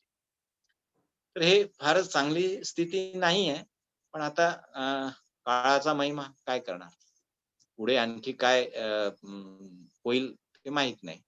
शक्य आहे की कदाचित रिसायकलिंग मध्ये परत जुने दिवस येतील आणि या पद्धतीने परत काहीतरी होईल. पण आता जे होत आहे याला काहीच उपाय नाही. कारण कॉर्पोरेटचं जर एक डिव्हाइस ते झालं, तर तिथे सगळा पैशाचा व्यवहार असतो. आजकाल अलीकडची सगळी मुलं मधल्या काळामध्ये ट्रॅक्टर विकण्यासाठी किंवा काही बियाणे विकण्यासाठी किंवा या पद्धतीने खेडोपाडी जाऊन तर प्रत्येक प्रयोगाचे त्यांना 5,000 10,000 मिळायचे. तर वर्षभरात ते 2-4-5 लाख कमवून घेतात. तर एक प्रकारे हा अर्निंगचा सोर्स पण झालाय. पण त्यातला जो मूळ उद्देश आहे तो त्यातून गायब झालेला आहे, हरवला गेलेला आहे. धन्यवाद सर. गायत्री मी धन्यवाद देते. आणि आपण समारोपाकडे वळूया. तर तुमच्याशी झालेल्या या अनौपचारिक गप्पांतून नुसतेच शिकायला मिळाले नाहीये, तर आम्हाला आपल्या कामाप्रती असणारं समर्पण, झोकून देऊन काम करत राहण्याची वृत्ती आणि कुठल्याही शिक्क्याची, नावाची, प्राज्ञेची, नोंदीची, दखलीची कणभरही चिंता न करता स्वानंद सुखाय कार्य करण्यासाठीची प्रेरणा या मुलाखतीतून आम्हाला सगळ्यांना आज मिळाली आहे. मी माझ्या वतीने पुन्हा एकदा तुमचे आभार मानते आणि औपचारिक कार्यक्रमाच्या समारोपासाठी मी माननीय शिरीष कुलकर्णी यांना पाचारण करते. धन्यवाद सर. थँक्यू रश्मी. आणि तुझ्यामुळे ही संधी मिळाली आहे. नाही त्याच्यामुळे सर, तुझे मी आत्ताच हा योगायोग होता खरं तर. हा योगायोग होता आणि हे आमचं सुदैव आहे सर की आज तुम्ही आमच्या प्लॅटफॉर्मवर आहात. आमच्या सगळ्या आमचा जो परिवार आहे, आमचं जे कुटुंब आहे, आमच्या कुटुंबाशी तुम्ही आज गप्पा मारल्या, आम्हाला सगळ्यांना इतका वेळ दिला. खरं तर हे तुमचेच खरं तर मनपूर्वक धन्यवाद सर. शिरीषजी. धन्यवाद. म्हणजे सगळ्यात पहिल्यांदा म्हणजे आभार तर मानलेत, पण औपचारिकरित्या मी असं सांगतो की खूप छान मुलाखत झाली आणि यातून बरंच घेण्यासारखी मुलाखत झाली, बरेच ऐकण्यासारखे विषय राहिले. कारण आपण आता मला वाटतं फार वेळ म्हणजे 2 तास झाले आपण बोलतोय, त्यामुळे थांबणं हे गरजेचं आहे. एवढंच मी म्हणेन की आपण पुन्हा पुन्हा इथे यावं, असे नवीन नवीन विषयांवरती चर्चा करावी. मी आभार मानतो जनमंगल परिवाराचे, मी आभार मानतो महाराष्ट्र पत्रकार संघाचे की त्या व्यासपीठावरती देखील आपला आज कार्यक्रम दाखवला जातो आणि त्याचंच हे मुखपत्र आहे, जनमंगल आहे. मी आभार मानतो व्यक्तीचे कोणाचे न मानता लोकप्रत प्रकाशनाचे आभार मानतो. पण इथं कोणी एक व्यक्ती नाही, सगळे समान आहेत आणि काही आमच्यात कधी रसवे फुगवे राग असा काही प्रकार नसतो, तो विसरून आम्ही पुढे जात असतो. तर त्या वृत्तीलाही मी प्रणाम करतो आणि त्या वृत्तीचेही आभार मानतो. आणि पुन्हा एकदा रश्मीजी आणि भैरवीजींचे विशेष आभार मानून हा कार्यक्रम संपला असं मी आपल्या परवानगीनं सांगतो. मी पण भैरवीजी आणि शिरीषजी तुमचे दोघांचे मनपूर्वक आभार मानतो की आजचा दिवस आणि आजची संध्याकाळ खूप छान गेली. काही रिवाईव्ह होता आलं या निमित्ताने. मी ठरवून प्लॅन करून काहीही बोललो नाही. चुकून काही कॉन्ट्राडिक्टरी स्टेटमेंट आले असेल तर ते डिलीट करून टाका. आणि ही एक स्वाभाविक मनापासून जसं वाटलं तसं मला जे वाटलं ते मी बोलण्याचा प्रयत्न केला. थँक्यू. धन्यवाद सर. धन्यवाद सर. धन्यवाद भैरवी. धन्यवाद शिरीष सर. सगळ्यांना धन्यवाद.